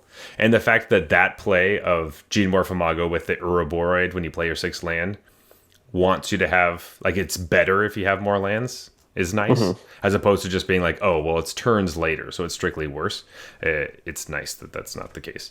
So I can still play protecty stuff. But that specific deck, I don't think has been doing extremely well, but all in all, all the reasons why I said Gene Morphomago was going to be good were good, and I think it was worth crafting when you did. Whether it's sticking around or not, I don't know if anyone's looking. I'm definitely not looking at my Gene Morphomagos and being like, damn, what a stupid... I wish I had those wild cards back. Like, I don't feel that way. Totally. And, the Simic lands are still good. So it's fun to be in a world where, like, the first week of this format was, like, Simic aggro. It was, like, the thing. Yeah. I was like, I called it. I felt so great. Hell I was yeah. like, that's exactly why I thought it was going to be good. And everyone's Even like, if it yeah, the has- PV deck that was good last season is still, It is just still the really best. good. Yeah. And beats up this one. So, yeah. Yeah, Also, no, I think that was a good pick. well, it turns out like counters decks with creatures are really bad against bounce spells. Who knew?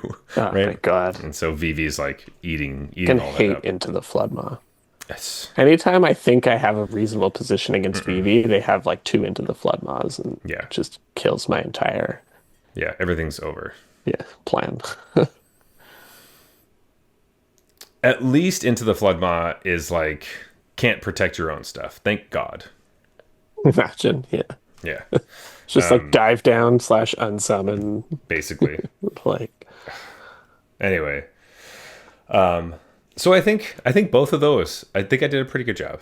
I'm You did, yeah. feeling good. I like Feeling good. Gene Morphomago. I very rarely play against Landfall anymore, but I liked playing against this when this was what people were doing. Um, and all it takes is like maybe people have figured out they like mono green better at the moment, but all it takes is some good blue card that comes down the pipeline or Cynic card that could push the scales back this way, right? Totally. Like one of these weird, maybe it's a protection spell, one of these weirdo like counter spell, protection spell hybrid kind of things. Just one card like that has to come, and then you're like, oh yeah, let's because I don't think the mono green version is so much better than the blue green version. No, I just think It's it's just it like stumbles less. It's a little more a little streamlined more and faster. consistent. It Yeah. lets you play your like evolving wilds kind of stuffs, and I don't know. Yes, you don't have to worry about having like that is one of the things with this the if you add a color, it starts to be like, well, how many dual lands do you want to play? Because you can't fetch them all, and Right. they want to try to put as many fetch lands in their deck. So I would run into situations where like, well, I just drew all my basics, and so my fetches are kind of trash, Yeah. which does suck. Whereas the mono green deck just like maxes all fetches and then fills Yeah, it out with forests. And, exactly. yeah. It's just a lot easier to do too. So, but will be cool. I like that they're just kind of having landfall as like a thing in Magic as opposed to a Zendikar thing. I think that I know Landfall's a it's good been happening mechanic. yeah, it's a good mechanic. Yeah, it's a kicker mechanic. In the sense that it's like this is good enough to be around all the time. Just like Yeah, yeah. It's so nice when you don't have dead draws in the late game, it's so right? nice. You're like, hey, a land, I can work with a land here because it triggers this and this and whatever. Yeah, Sometimes you even want it. You're like, come on, land, when it's turn this is 7 or 8 or 9 or something, which is totally. unusual. Yeah, I mean, like, this is a random shout out to Territorial Brunetar from the set, the 6 mana red 6/6 reach, and it's just like you play a land, you get to draw a card basically Yeah. for the turn. But that's the kind of stuff where you're like, man, this card's perfect because no matter what I draw, I'm gonna get something to do, or like I have at least a shot at something to do. Yeah. Then I draw like Spell Pierce or something. I'm like, Yeah, fuck, or just like one land, dead draw. and you're like, god damn it. But yeah. Anyway, Jeff, what was your 3-pointer? I picked Servandum Sunstar Exemplar. I love this card. It goes right into black white aristocrats.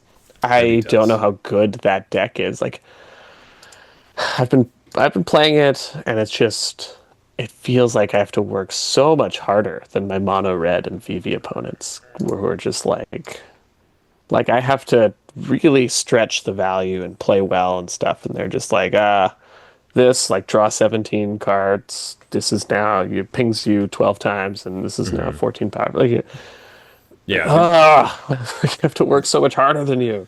So maybe when those decks are gone, we can revisit this. But in this, especially. Sorry, I was gonna say, especially because you were saying earlier the Screaming Nemesis. Like the biggest thing you have against them is that you gain life, and so when yeah, you so I just have to like not block Screaming Nemesis, but then they just shock it themselves. exactly. And I'm like, whoops, all right, I guess we're fucked now. And all of my removal is fine against Screaming Nemesis. It's just that I don't play that much of it. So this card itself is actually important against Screaming Nemesis because 'Cause- it can destroy it. yes, Um, and so I think this card is actually huge in that deck. And it's just a pretty good card. Like I wouldn't be that crazy to see this in just other black white decks. So I think I'm going to let this cook a little longer. I'm happy with crafting these. If you like this kind of deck, I think it's crazy to play black white aristocrats without this card. So if you like black white aristocrats, it's sort of clearly where this goes. And once the banhammer comes down and some of these outrageous cards are maybe not a part of our format anymore, then this can be more competitive. I totally agree. I think Zervandin's really good, and definitely a card that I'm like, if my opponent plays it, I'm like, God, there's so many annoying threats in this deck that I keep running into. It's like obviously all the blood artists and then like the sack outlets, but then like Zervandan's also just here getting value. And then whenever I'm like, well, Zervandan's definitely needs to be killed before it has 4 power. And then they're just like Sephiroth. I'm like, God damn it. This is so annoying. Servandum gets to 4 power trivially. Like, Yes. that It's basically always happens. Um, unless you played it on turn 2, you raw dogged it on turn 2, and they immediately killed it. That's yeah. when it doesn't get there. Or it's like the kind of thing where it's like I killed their like, oh, it's like, oh well, your free sack outlet, yeah, I'm gonna kill that to make sure that you can't do all the things you're trying to do. So then they're like, okay, I'll play Servandan later, and then I'm like, all right, well now I have to get rid of this before and like Right. make sure you can't get it big enough. But I have had difficulties at certain points to get that deck, but I do think that I like that it's slowly building, and I like what you said about how it's cooking. At some point, we're gonna get it. It's not fully cooked I yet, think there but even was it's, something in Spider-Man. I forget what it was, but there was a card in there where I was like, they are really trying to support this archetype because every set has like 1 to 3 cards that that just shake add things up. a little bit more stuff.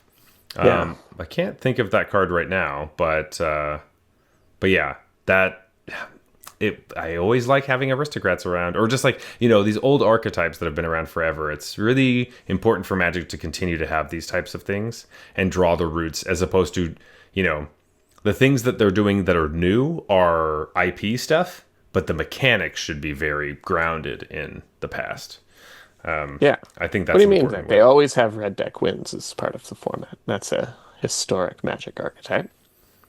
Well, that's true, but there have been times when Red Deck Wins was bad, pretty like C tier kind of bad. Yeah. Feels like a And long so time ago, but it was a long time ago, but I do remember those days where it's like you just can't play mono red; it just isn't a thing. So we are living through. I mean, like maybe they were listening to our podcast. We were talking about how mono red's always great to have at like a B tier, you know, just yeah. like chomping at the bit to be first It's at place. least A tier at the moment, maybe even S tier. Yeah, well, I mean, I think that through the Omenpaths, Spider-Man is going to give it. There's some more options, so there's a I couple actually do things. remember when Mono Red was considered unplayable because of Shieldred. That was, I guess, not that long ago. It was not that long ago. Yes, that was its big boogeyman. Bloomburrow really messed things up, though. Just they're like, you know what? Let's go for it. Yeah. But anyway, a lot of last year did some help for that. But Jeff, half court shots. Let me hear Yes, my yours. half-court shot was Yeah. Cosmogoyf. I haven't played this card at all. I don't know. It's I have messed around. So the intention here was to mess around with Ketramos. Yes. And I like the idea of an Abzan Ketramos thing. And this cares about cards in exile. Ketramos wants you to exile stuff. I don't know why this has to be cards you own in exile, but I think I've already gone on that soapbox. We Like, have a little bit, yeah. would this card really be too good if it was all cards in exile? I don't know, maybe they just don't want you like Rest in Peace plus Cosmogoyf, but like is that even that good? It adds extra deck building restrictions for you. Right. It's just like feel like makes my deck worse. But then I found the Ketramos path led me to a completely different path, which was to play Esper Warp Interesting. because that seemed way cooler with Ketramos. And in the end, Ketramos got cut from that deck because, surprise, surprise, there's just a better Bloomburrow card for that. So, like, what do you know? Bloomburrow just random, like one of the, 50th best rare in Bloomburrow or whatever. It's just way better in my deck than, than the Ketramos was. So it ended up getting cut, but it led me to a cool spot where now I play Esper Warp and I have a lot of fun with it. And it just draws so many cards. But the idea is like Ketramos wants you to exile stuff, Warp does that for you. And then so it kind of gets you that extra value out of the Warp.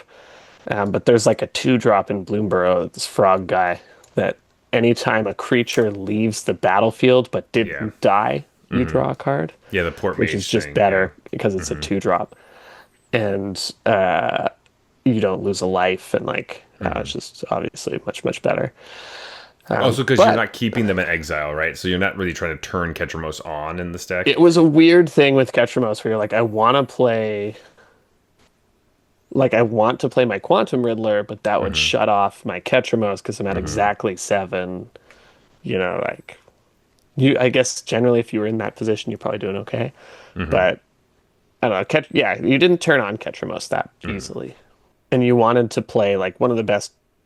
The real reason to be black is to play the 1-mana removal spell, the one with like I always want to call it tragic slip, but tragic Trajectory. trajectory. Yeah, that card's great, but it kills stuff, right? So it's anyways. Ketramos ended up being the worst card of the deck. That was literally I built the deck around Ketramos. But now I have this sweet warp deck. And Well, I love the journey that you went on. And who knows, like at some point you might realize that, because like obviously you found out that Ketramos wasn't good for this specific deck.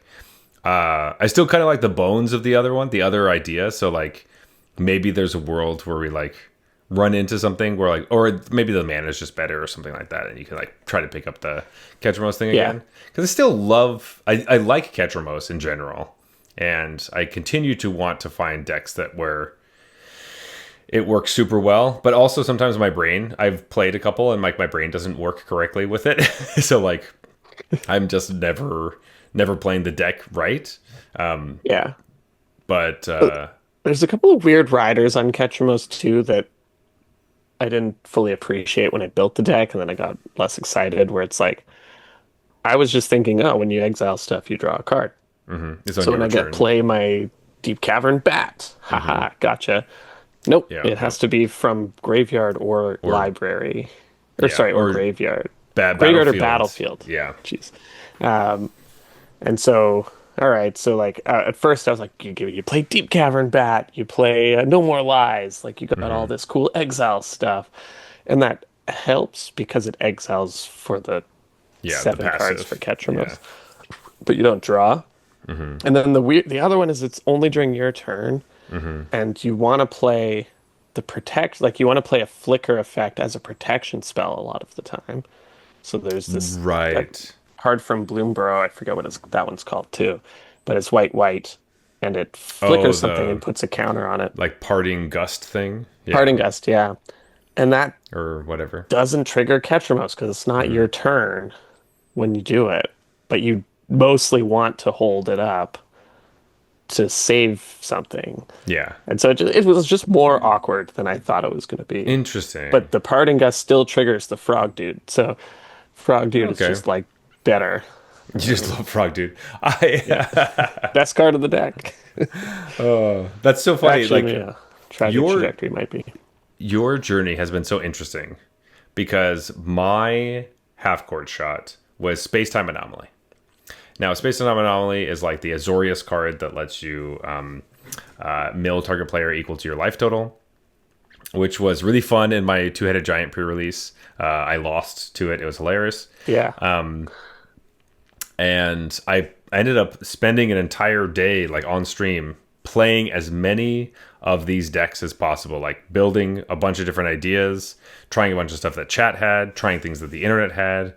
And I think my conclusion came to like the ideas that I really liked about like the just play like mono white and just shoehorn this in, ended up being like it just kind of clogged my hand and I just needed to be aggressive. Or like, oh, the turn that I can mill them out, I also can kill them. So it was always like that, like, okay, well, I guess I'm just winning. Yeah. And it also kind of be like a lot of the times when I was playing these mill decks that like it was one of my worst mill cards because like I was playing the there's the Simic one from Tarkir that's like an enchantment, and whenever you cast a spell, you mill somebody for 4 cards. And then you could use like the Water Crystal to mill for extra cards. And then you could use Singularity Rupture, which is a board wipe that also mills half their deck. Like there are a bunch of other things. And then Space Time Anomaly ended up being like the last card in there, being like, sometimes we mill out a bunch. Right. But I still really love the card. But I think through my analysis of mill stuff, if you want to play mill in standard, I think that Space Time Anomaly is not the way to go. I think that you should look at some of the other cards. Unfortunately, I still think it's so fun, and I do know that card specifically resonated with a lot of people because I saw so many of these decks. Like, not even, I mean, obviously I played it a bunch, but I've also played against people that played it a lot, and they're trying to do the thing. But like, you just play like River Churn Monument from Aether Drift, and that card's just like, it's like a 2-card combo, and this card doesn't help with that combo, right? Like, you can just play like Dimir Right. with River Churn Monument and the Rupture, and like that's how you win. And Space Time Anomaly is like extra if you just happen to play other white cards, but most of the time it's like a 1 of or 2 of. But like probably most decks don't even need to play it. But I will say it's very near and dear to my heart. So much so that someone who listens to our podcast and watches my stream and is in our Discord, Buff Kangaroo, sent me a copy of Space Time Anomaly. This is a foil in the same plastic from the pre-release. It's got the stamp on it and everything. So even though this card did not make it into it made it into a bunch of my standard decks, but I love this card and the fact that I have this one and somebody sent it to me. That's so nice. Buff Kangaroo, thank you so much for this card. But Jeff, you were not left out. You also got a Cosmogoyf. So both of our half-court shots were sent to me. I'm going to give this to you next time I see you. I love that. This card was sent specifically for you to have in your collection for your choice on your half-court shot for Edge of Eternities. So Buff Kangaroo, thank you again for these cards. That's so cool. And that is awesome. Thanks so much, Buff Kangaroo. That's great. It's just fun. That's great. So I really like that. Even though I think ultimately we ended up realizing that both of our half courts were like not nearly as fun as we were hoping, or didn't really work out. Having this card is just going to make me remember that forever. But anyway, overrated cards, Jeff. What was your overrated card, and do you continue to think it's overrated? Yes and no. So, I just wanted to say our half-court shots took us on journeys, and that's what it's all about, right? It's true. It's true. My overrated card was Archenemy's Charm. And I was talking in particular about standard here. And I have actually played against this. Like, some people are doing exactly what I said. They're going to think, I should be playing mono black and doing like the mono black control thing with this card. And it was terrible. So in that regard, I think it's still overrated. Yeah. But I think my assessment of this card caused me to underrate this in draft, where it's actually quite good in draft. Interesting. But in my head, it's just like, it's too expensive, or like it's too hard. color required. Which means it's too expensive because it's probably going to take you a few turns to get there. Right. It's really a 5-drop kind of thing, or like a 6-drop. And even then, that's if you're playing 9, 10 swamps. And so I never really take it or consider it a pull in sealed. And I think I've started to slowly no, maybe this is good enough that I should be jumping through some I don't think it's amazing, but I think it is good. I haven't checked on 17 lands, but I've gotten smoked by it a couple of times. And it's just maybe I should be jumping through some hoops, but not going crazy in order to get this into my pile.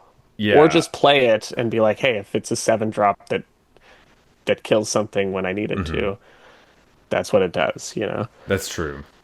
Yeah, what would you say it jumped up from? Like, were you feeling it was kind of never play it under any circumstance kind of vibe, like an F?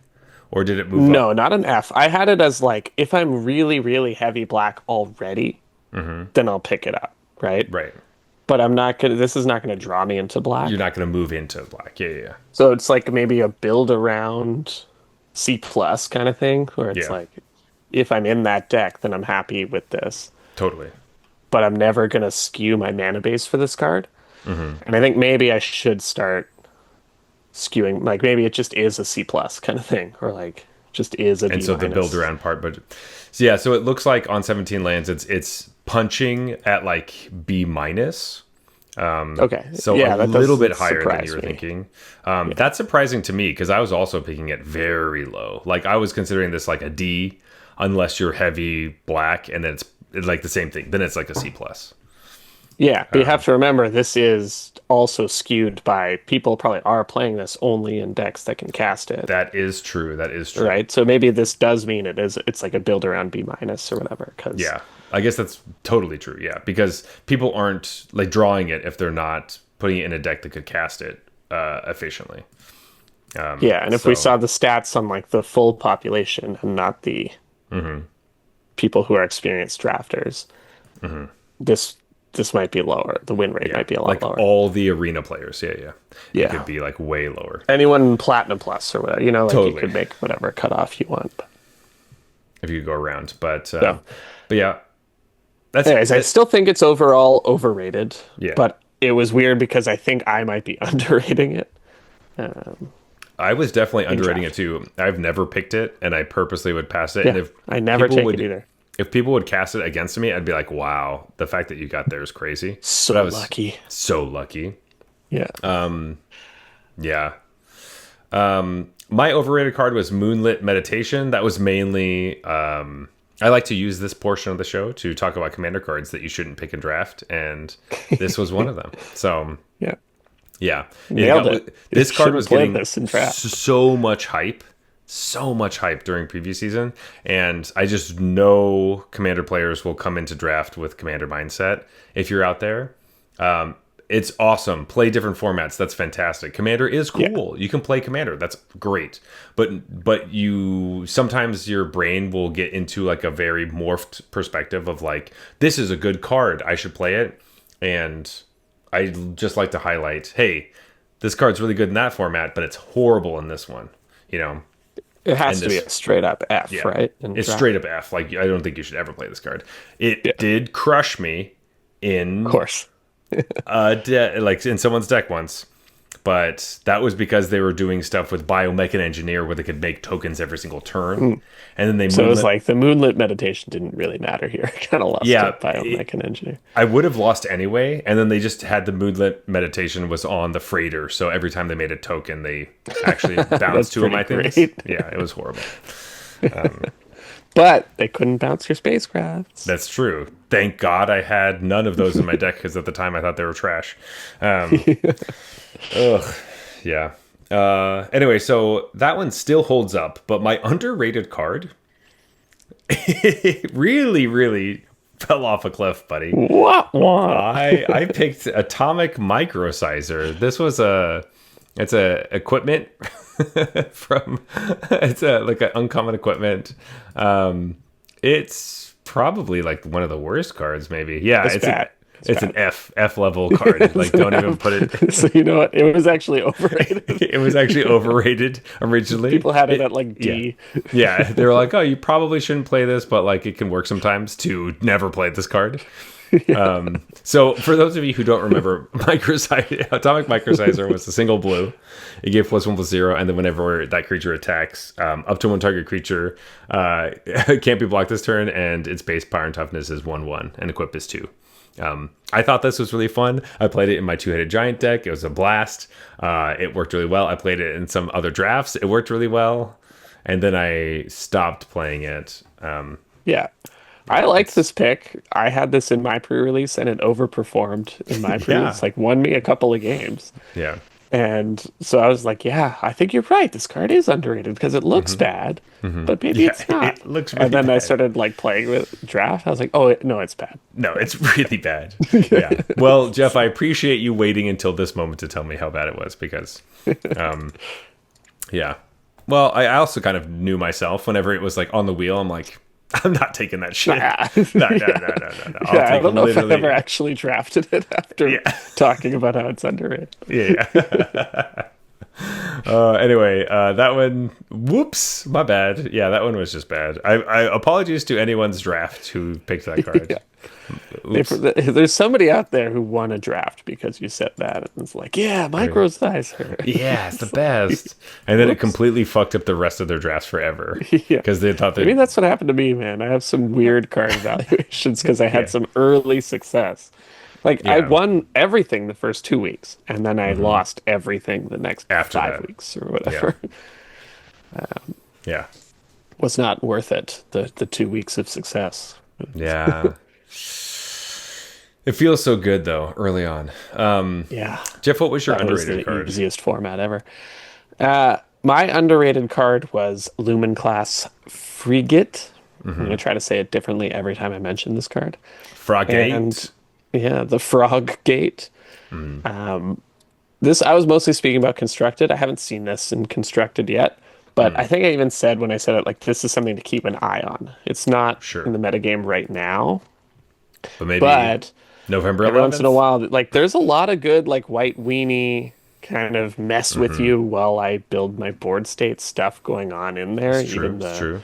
the weird 2/1 that makes you like exile a card from your hand, or Hmm. there's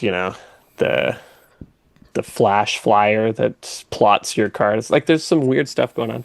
And if that deck ever kind of comes to fruition, this kind of white weenie version of decks we've seen in the past, or this hate bears kind of thing, this would be a player because, obviously, white weenie plays small creatures. It likes things that pump all of its creatures up. Yes. I think we would need a power surge, like we would need a few more cards like this to happen over the next few sets in order for that deck to become viable, or they need to, really wield that banhammer and kind of take out some of the upper echelon of just raw power. Because right now it's like it's it's not about synergy, it's about just raw power. I know it's a little weird to say because the VV deck is quite synergistic, but it's also every single card is individually amazing. And so that's really why the deck is good, not because the like synergy, the disc like the looting synergy is strong. Well, yeah, it's the classic thing that like there's so many things that are really powerful, but I have to hold my removal for the thing that kills me on the spot. Yeah. And so I'm constantly taking damage from all these other stupid little things that normally I would take care of, but I know I can't because I could just die to a VV plus whatever. I'm just sitting there while a fear of missing out is growing and the graveyard is easily hitting delirium, and I'm like, I can't kill this because this is like their worst creature Yeah. in their deck, and I must hold this removal spell for one of the good ones. And it's like that's the best creature in all the decks that I built. Oh god. Yeah. But So, so this will need a shakeup, but I think this is something to watch. These like I think they're trying to kind of work that back in. They're going to do it slowly, but I think they're trying to give you the tools to at least build this kind of white weenie style of deck that we've seen in the past because people really like that deck. I like that deck being a part of the metagame. I never play it, but I like when that's kind I of the play aggro White deck. Weenie, yeah. Yeah, I know you love it. So, like, lots of people love it. I actually have never disliked playing against it, even when it was the best deck in the format. And I think it's just a nice change of pace where instead of the aggro deck always being mono red, it's nice when it's something else. So, It is. yeah, I something I to watch. I would like to stamp this moment as well, just talking about the frigate, just because The Frigate. the Fergert. Yeah. Anyway, uh, just because what tends to happen is that if something starts to like creep up a little bit, sometimes it gets ramped up, and then one set just pushes it over the edge, and True. where Yeah. like design's mind is in a certain place where they're like, all right, we really want to start putting emphasis on these archetypes, and then they just keep hitting it over and over and over, and they keep like there's like maybe 2 or 3 too many sets. We're like, okay, cool it, all right, we get it, all right, all right. Yeah. So like that's It feels like they're the other way. They're like they're not getting it. They're Yeah, still yeah. not playing. Give them Sephiroth. Just yeah, just go, just make Go, it go, go. obvious what you're supposed to do. Yeah. So that's what it kind of feels like with some of these decks. So if this is the beginning of a white weenie deck coming to Resurgence, I just want to put a little stamp on this episode and saying, hey, Yeah. we talked about it right here. Well, Jeff talked about it right here. And when white weenie is terrorizing you next spring or next year, just remember we said that. Yep. I think there are murmurs. There are murmurs Murmurs. of a white weenie deck. These are the murmurs right here. But yeah, Jeff, do you have a favorite limited card for the set? I do. There can be no question about this. And it's not a card I would normally pick, so I'm kind of happy about that. Oh, But without a doubt, and maybe this is because it's the only card that I was winning successfully with before people started taking it. But my favorite limited card is Biosynthetic Burst from this set. This all card, right. I Yeah. was rocking like three of these in my early drafts and loving. I was always like, can I get a fourth? I just like this would be my only spell, and everything else in the deck's a creature, and maybe a removal spell or two. But honestly, you got enough of these. Don't even need them. Just you just smash face and play this card. It obviously wasn't perfect because it doesn't give hexproof because indestructible, so they can exile it. But for the most part, a lot of the good removal, like I think the main exception is Banishing Light. Banishing Light, but a lot of the red removal ended up being the good stuff, right? And so this is even better than you might initially expect.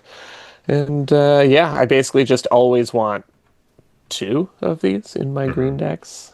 Ooh, I like two. Like I Like, want one, but I will happily play two. Like I would yeah, never be like I'm cutting the second biosynthetic yeah, burst unless my creature count was absurdly low. Like if I had nine creatures or something, I'd be like, yeah. well, I You're like, can't play double well, biosynthetic that burst. just sounds like a horrible deck. Yeah, like I don't know what happened in Yeah, this. yeah. That And sounds just like in, my sealed pools. It's like you got a yeah, bunch of good green cards, but you got all the fight spells and biosynthetic bursts and no no creatures. creatures in any Yeah, color. yeah. I'm just like, ah, Huh. I can't play those awesome green cards. Sounds horrible. Great. Yeah. Yeah, like man, I also like this card. It's one of the ones where you just sometimes forget it says trample, and you're just like, how do I win the game? How am I going to kill them? And you're like, oh, just all right, cast this, attack, done. See, Like trample's always on my radar with this. The one that I forget is reach, that it gives reach. untap and reach. Yeah. And untap. The untap, I always forget for a second, and then I'm like, oh no, wait, I'll just attack. And I'm like, what do I do if they don't block? Because like my plan is attack. If they block, I'll trample over it. Yeah, yeah. If they don't block, I just untap it and block. And block. Yeah. I will say that this is the first time I've noticed this, but like it feels like this whole set had this vibe. But I think they're going to continue this on. Combat tricks are going to be continued to be like good on offense and defense. They want to make these cards more playable. They And I think want that's the right way to do it, right? Like, don't just crank the power level because that just leads to all offense all the time. monstrous Right rage. thing to do. Yeah. But try to design them in such a way that they're not totally useless if you're not balls to the wall aggro. You Yes. Like because just the whole because I never really liked playing the untap combat trick. Like that was never something I enjoyed playing. Because Yeah. it's like I knew some people that liked I think leap and whatever else. It's just like sure, Yeah. okay, +1 +2 and reach or whatever. Like fine, It or got untap me it a and bunch of blah, blah, blah. times, but I still wouldn't really want to put it in my This decks. never makes me excited. But this one's like, oh, I can use it both ways. Like, there's basically three ways I can use this. You try to kill it, I protect it. You try to block it, I trample. And you try to attack me, I untap it and I block. Like, all that Yeah. is great. It's so clean. Great card. Yeah, that's Yes. an awesome pick. That's great. What's your favorite limited card?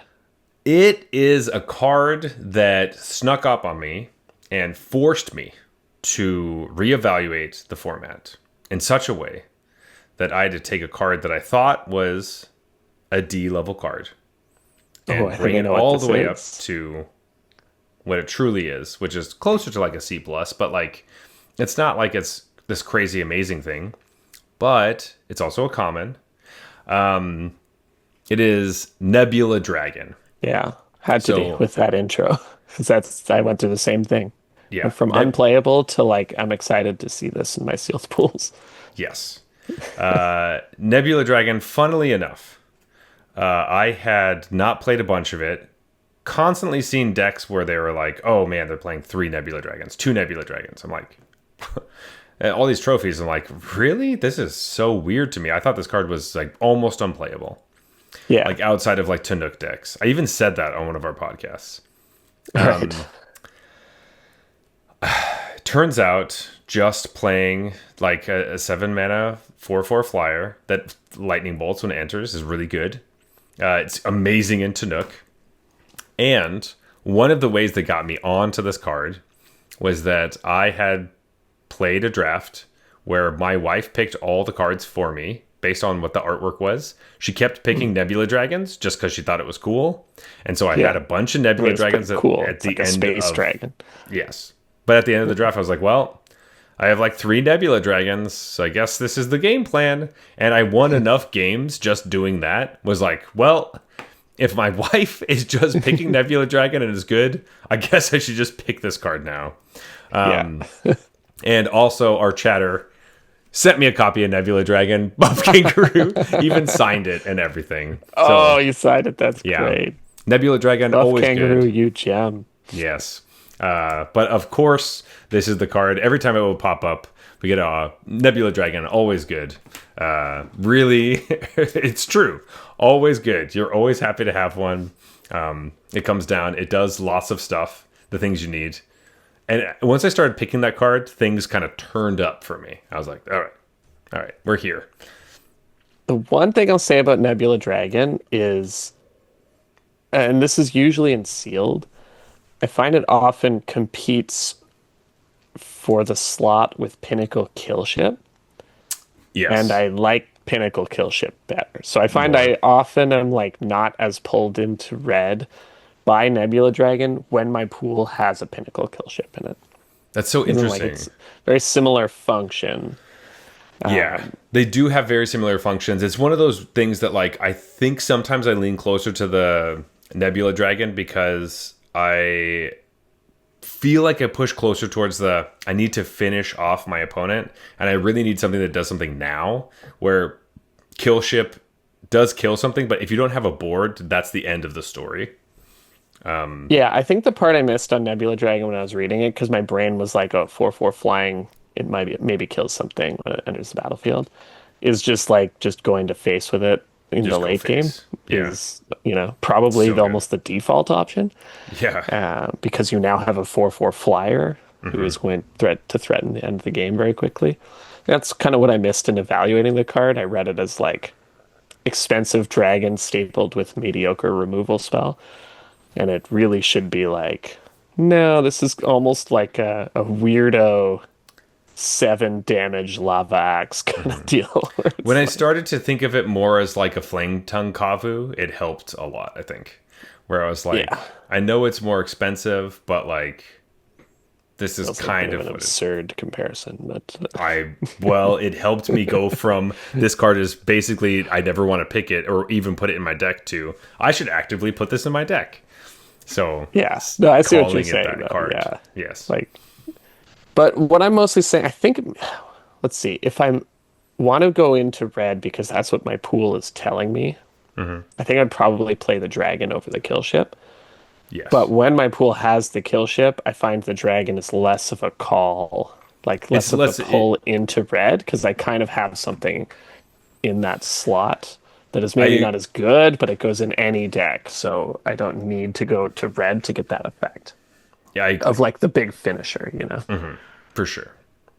I feel like I just like hate those games where it's like they have two creatures and I just have my pinnacle kill ship. I'm like, well, I killed one, and then I, for the life of me, cannot draw a freaking creature because for some reason everything got traded off or all my creatures got killed, and I just cannot turn this into a 7/7. No, a My Pinnacle Kill Ship is one of the classic cards that is much, much better against me than it is for me. It's always yes, like the perfect card for the situation when my opponent casts it. And when I cast it, it feels like a little clunky and kind of Oh yeah, medium, but like you gotta do what you gotta do kind of thing. yeah, for sure. Yeah. Like I have had the games where it just wins, where you're like, yeah, kill your thing, Turn make the it into a 7/7 7/7. Go flyer. for Yeah. it. Yeah. But feels like that's the default option against me, where my Hmm. opponent has the stupid like song singer and it just blows two things up, and you're like, oh, The Starfield great. vocalist. And the Yeah, vocalist. It's like warp vocalist, play Pinnacle Starship or you're Kill like, Ship. You're like, oh fuck you. that sucks. That really sucks. Those were your last two cards? Oh, great. Sick. That's awesome. Nice. Were you like holding the kill ship until you top decked the vocalist? What happened here? You have 9 mana. What's going on? Probably that. I feel like that's probably what happened. Honestly.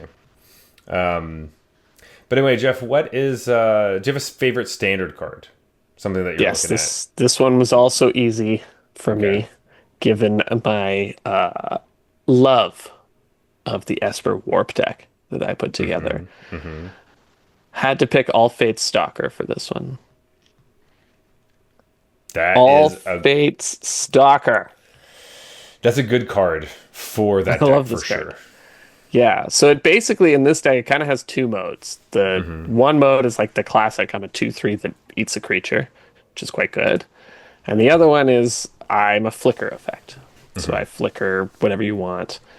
And it has the added benefit of itself warps off the battlefield. So the card, the frog guy, the frog Gives you dad, as two I've been cards. calling him.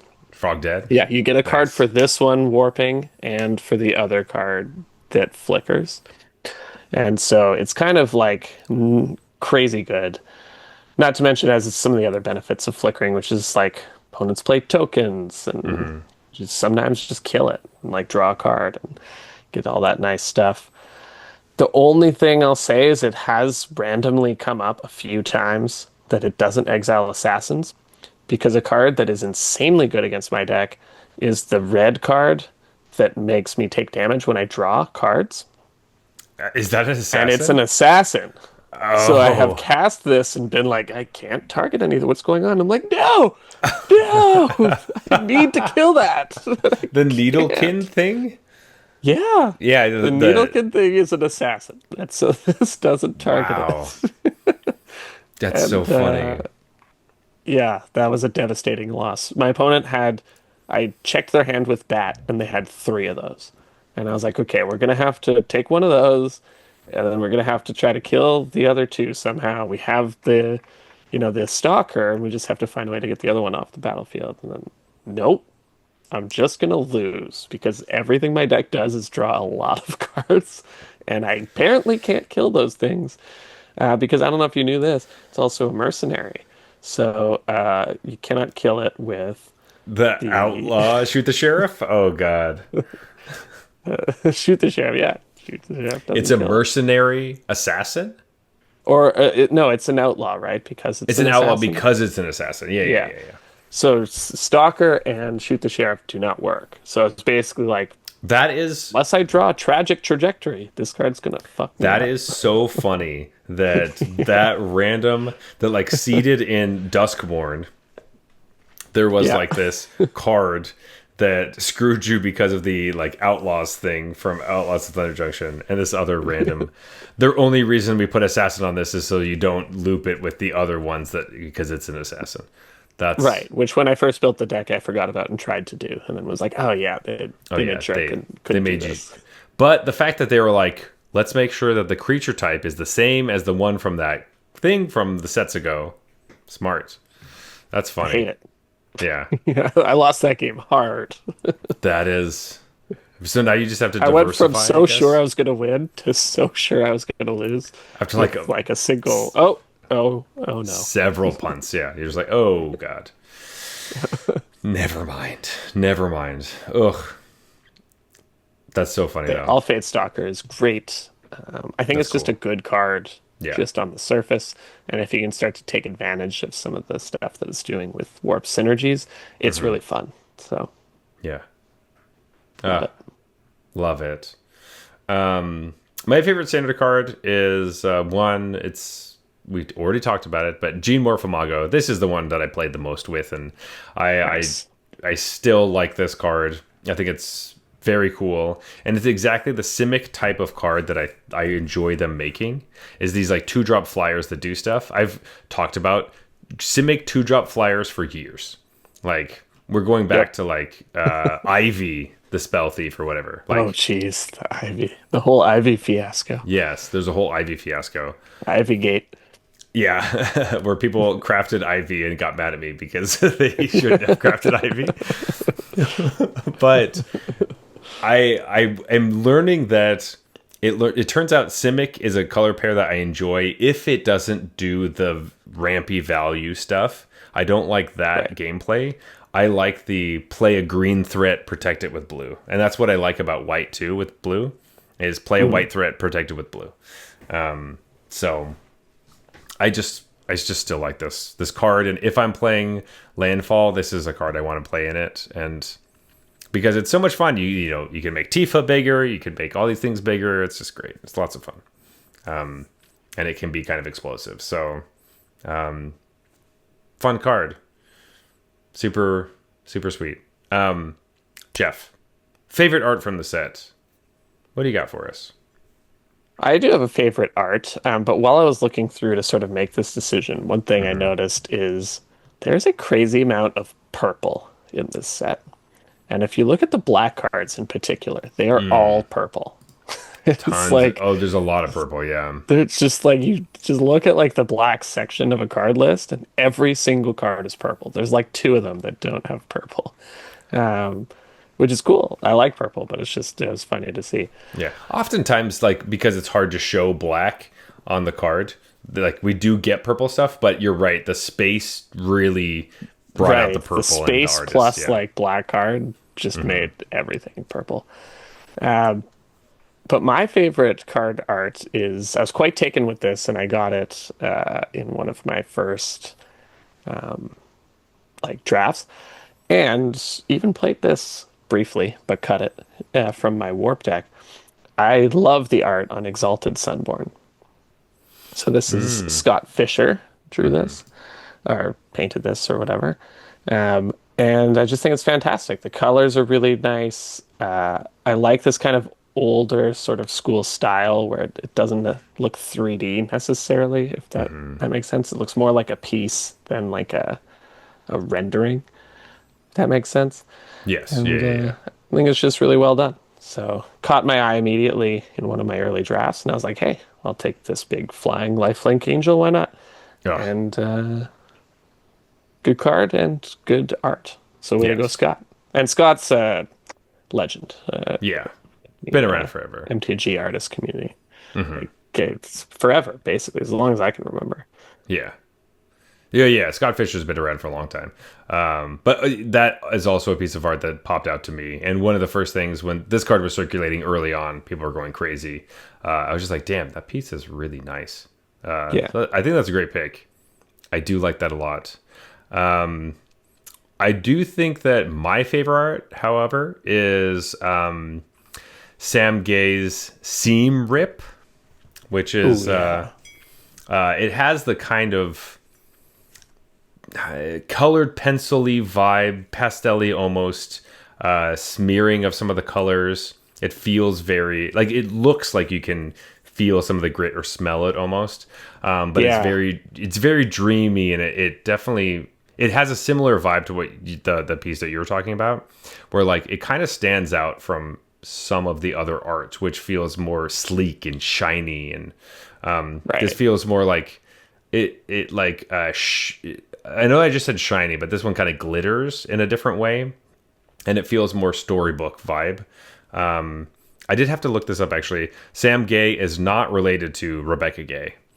That's so interesting because they have yeah. the same last name and similar styles. They do have similar styles. I do think that they know each other and have worked together before. So I do think that I don't want to say that he was an apprentice necessarily, but I think there's a reason that his art kind of looks like this.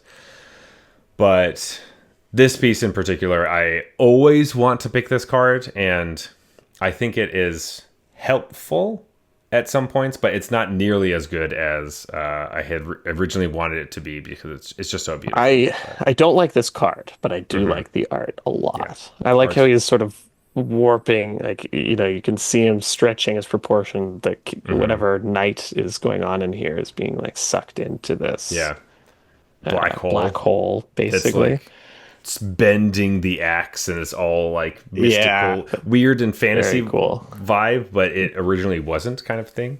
Yeah, I like I like that. That's what I'm looking for with some of these magic arts. Uh, but yeah. Anyway, Jeff, do you have any last thoughts for the set before we go to last call? Yeah, good riddance. Um, Actually, no. Like I said, I did like it. I was kind Hmm. of having, I mean, as much fun as you can have. Eventually, I'm just like, okay, enough with the fucking losing. Holy shit, how am I this bad at this set? Hmm. Um, but for a while, I was enjoying it. I really like Warp and Void, Hmm. sort of as expected. Were Yeah. awesome limited mechanics and constructed mechanics, just great mechanics.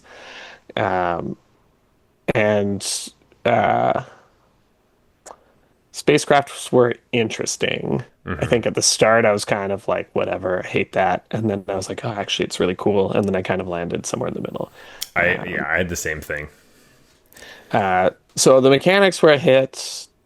The theme was actually more of a hit than I thought. Not really Hmm. my thing, but I think they did a great job of it. And it's pretty cool in the end. And there were a lot of really interesting things that were going on in this limited format. It just so happens that I wasn't able to pick up on any of those interesting things, and I just lost all the time. But Oh. c'est la vie. I Hmm. I enjoyed this, but just from a pure like, I need a refresh or something. I need things to change so I could get Hmm. out of this cycle. I'm happy to kind of see it go and maybe move on to some Omenpaths stuff, Yeah. especially with the weird like new style of drafting. I'm kind of excited to try that out. So, Yeah. um, I agree. Actually, I like that. I'm excited. yeah, So so I would say this set was a hit for me. Just, I will, it's just sort of, I think a bit of a shame. I'm always going to remember it as the set that I just could not fucking win a game at. but a set that you tried a lot at, Oh, I sure right? did. Yeah, yeah. I played a lot. But yeah, I think I feel fairly similarly. I at least the last couple of drafts I've had have felt a little, I've got some victories and some good things, so I feel like I'm kind of getting I it don't need under to my rub it belt. in. Well, it feels great to be like, all right, I just kind of figured it out, and then it's gone, and then I get to have the same journey with the Omen Path set. So we'll see how that goes. But yeah, more on that next week before the pre-release is happening. But Jeff, let's go to last call. Let's talk about this beer that we're drinking this evening. We got Yeah. Balls Falls Session IPA. As always, we rate our beers on a scale from bronze to mythic, just like the tiers in Arena. However, this has nothing to do with what tiers you are in currently, because everybody is in different tiers at different times. So this is just don't feel bad when we say the bronze beers are trash. They're horrible. We spit them on the ground. We hate them, and they're gross. Silver beers are just boring or bad. Gold beers are fine, but you wouldn't drink these again. Platinum is solid. You would totally drink it again. Diamond beers are exceptional. You like these a lot, and you show them off to your friends. Mythic, these are the absolute best of the best. These, let's see, what should we go with? These are I guess we just got to do the classic. These are the Quantum Riddlers of the beer Oh, world. all right. I thought you were trying to throw some shade and do a little cryogen relic, but I thought okay. about All it. right. I thought Okay. about it. Okay. Okay. But then I decided, let's just go with the overall best card, Okay. statistically. Quantum Statistically Riddler. speaking. Yeah. All right. So Balls Falls. This is, I think, very much of what it was like kind of delivering, or sorry, what it promised was, hey, lighter beer, got some nice taste in there. It definitely tastes light. Yeah. So the is if it, they would, I could see them not wanting to market it as like a light IPA. But if I could Sharpie it and say that, not that like I know that's what session means. I understand that. I get it. I'm it's part of the it's know-how. the, the hipster way of not having to put light on your beer. Yeah. And I think that's mostly just poisoned by like the whole Bud Lights of the world, where Yeah. it has a Well, specific meaning to a lot of people, right? yeah. Well, when we're talking about light, it's usually LITE, Miller Yeah. Lite, all that stuff. But there is enough, there are hipster beers that are so far on that side where they're like, Right. oh, they're They're going calling, back towards making fun of those yeah, beers, where right? they get to add light to their beers, where it's like, Bell, like I don't think Bellwoods has a Bell Light, but it's like it's in that world. Blood Brothers makes Blood Light, which I Blood love. Light, there's That's a one. great name. Yeah, so Blood Light, that works out. So there's people are really cheeky with that. But Sessions feels to be the classic one, especially with IPAs, where they're trying to be like, hey, you can drink more than one, Yeah. and continue to look after your children and drive a car, is the idea. Yeah. I also wonder if like the reason not to use light is that I mean, to a lot of people, I think light means 4%. And so four Oh, and a interesting. half Is like not light. would be a strong light beer, I I guess. was thinking that light meant like diet, like it has less calories. Could be, yeah, like the 'Cause Michelob Ultra kind of Yeah. thing. So some people are like, oh, I would just want a light beer, not something that doesn't taste too heavy or isn't too many calories. Those are the two things I feel like people are usually looking for. But I think that's mostly what it's about, right? Like the reason Yeah. they use the word session is that people have a specific idea of what constitutes a light beer that this Yeah. probably doesn't qualify. Qualify for that thing. But it does qualify for something that's tasty. I think it's totally solid. It does feel like it's funny. It is in that world of like, obviously it's not silver, but this is a beer that I would enjoy having on a camping trip, where you can have a bunch of these in a cooler and be like, sick. We're just drinking this beer. Then that's what we're drinking this weekend, and everyone would be like, yeah, that's totally fine. Because even if there's people that are like, I don't really like IPAs, they're like, it's all right. You'll drink this one. It's You won't not hate too it. bitter. Yeah. Yeah.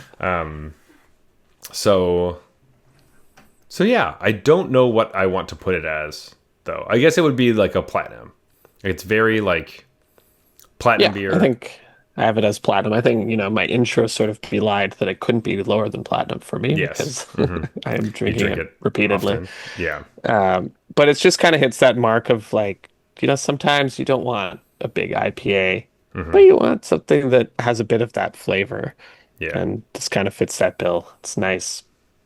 4.5%, but still reminiscent of an Yeah. IPA. And it's tasty. It's more crushable than I thought it was going to be. It's Sort definitely of like crushable. your camping comment, yeah, that totally hits because it's like, yeah, this beer is a little more crushable than I thought. You see session IPA, you're usually thinking like maybe it's not quite this smooth, but It is very smooth. I know. that being said, I don't think this is the best beer of all time or anything. So platinum No. seems like the reasonable spot for me to I put. think it's definitely platinum. Because I would drink this again, but it does have like its strengths. And as we Yeah. kind of move out of like hot season, I think it like loses some of its strengths. Ooh, true, yeah. But This I gotta remember definitely it for has next been a year. summer beer for me, so we'll see if Yeah, to buy it in the winter. yeah. But yeah. So as far as like ratings go, I guess our platinum is kind of like a C level, where it's like, yeah, Yeah. this hits your deck. You definitely want to play this. It's the But, job done.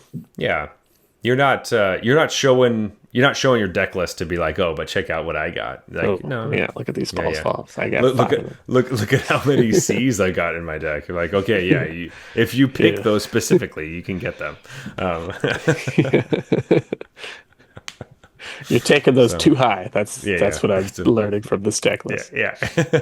You have too many of that card. Yeah.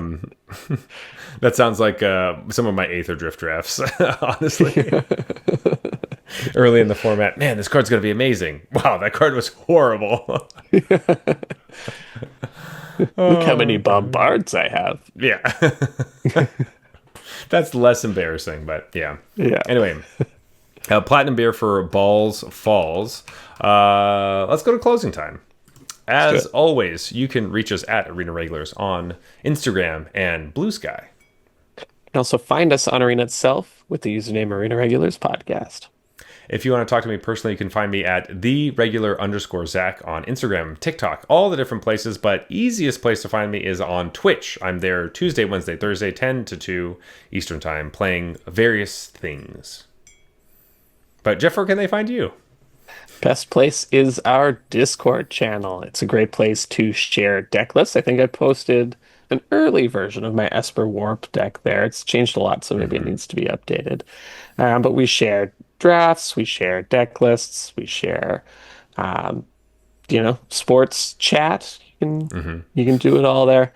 And one of the best parts is once a month we run a peasant arena cube.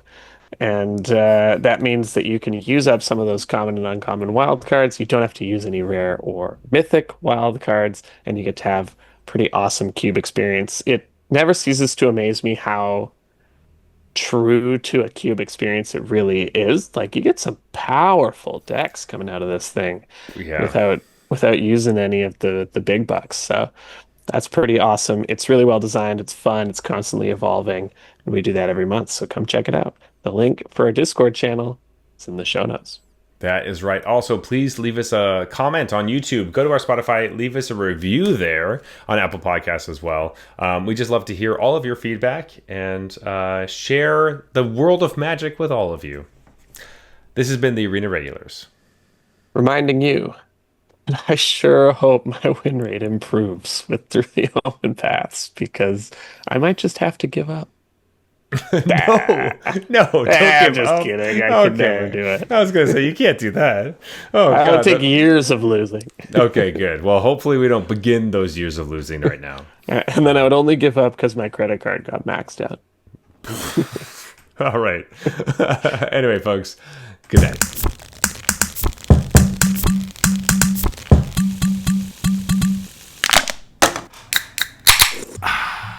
All right, that's fine.